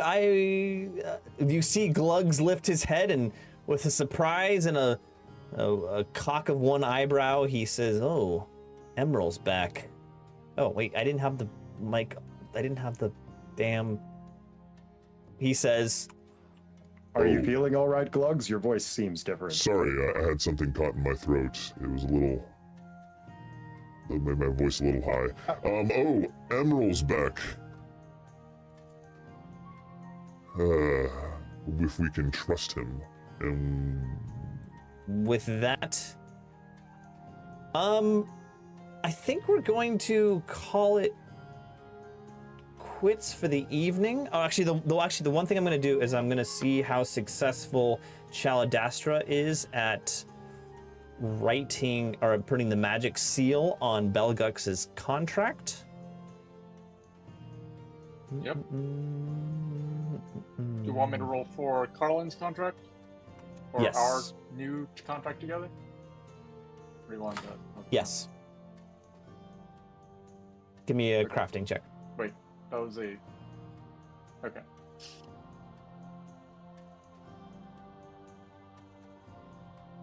$22. Pretty nice roll. You feel good. You kind Yeah. of, you look at Carlin's, you're like, oh man, this is crap. And you spend the whole day rewriting it from scratch. And you change your name, or Jed's name to Belgux, so that they are expecting Belgux and Carlin. Lastly, I need Carlin to do a diplomacy check with the Lamasu. Okay. Guidance for a +1.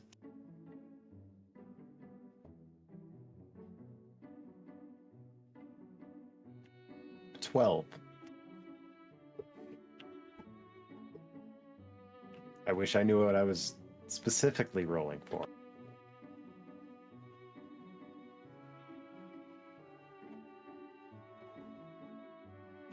I can see you scheming over there. I don't like it.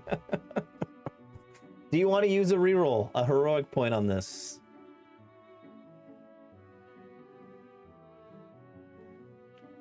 I will use my personal hero point.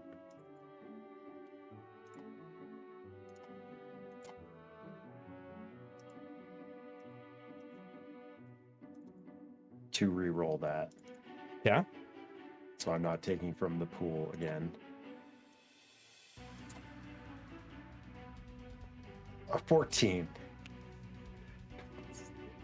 All right, so you sit down Small improvements. at one of the card tables with the Lamasu kind of sitting down on its haunches on the other side of the table from you. You have Glugs bring you over 2 mixed drinks as you start hashing out the details of this agreement. This goes all day. It's like a long, involved process. There's a lot of back and forth. It all starts blurring together. And then all of a sudden, Carlin, at the end of the day, you're signing the contract, and you're not even 100% sure. This has turned into a 50-page document. There are multiple contingencies. There are subsections upon subsections.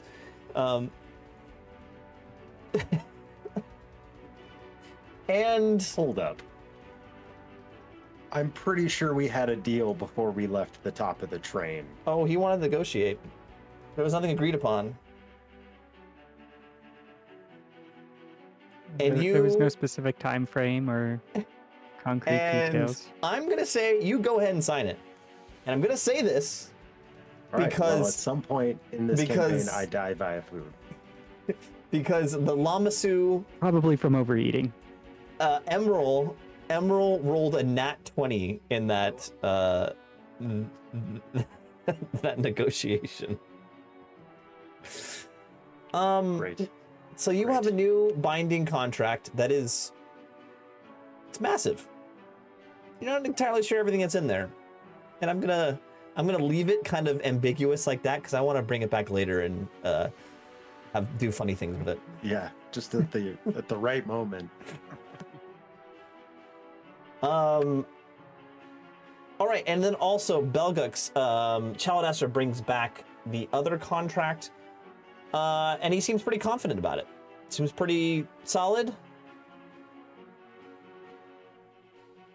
Good. And that's about it. I think we're gonna call it quits for. Actually, you know what? This is the end of the 3rd day.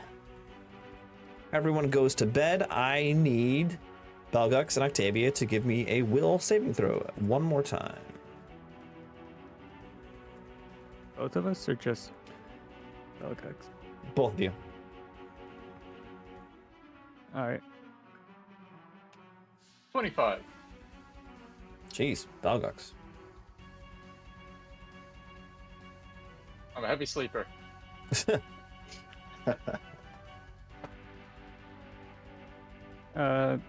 24. 24. Okay, you guys Okay. sleep peacefully through the night. And with that, we're gonna call it quits for this evening. Okay. Oh man, I'm so happy that Lamasu rolled a nat 20 in your negotiation, Carlin.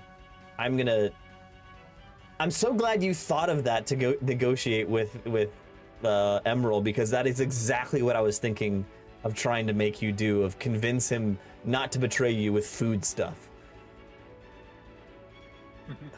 Anyway, thanks everyone for yet- watching. Despite playing into your hopes, I feel like you're gonna screw me over. That's what Such I is life. do. That's what I do, Carlin. As always, the question at the end of the episode is, what is the name of this episode?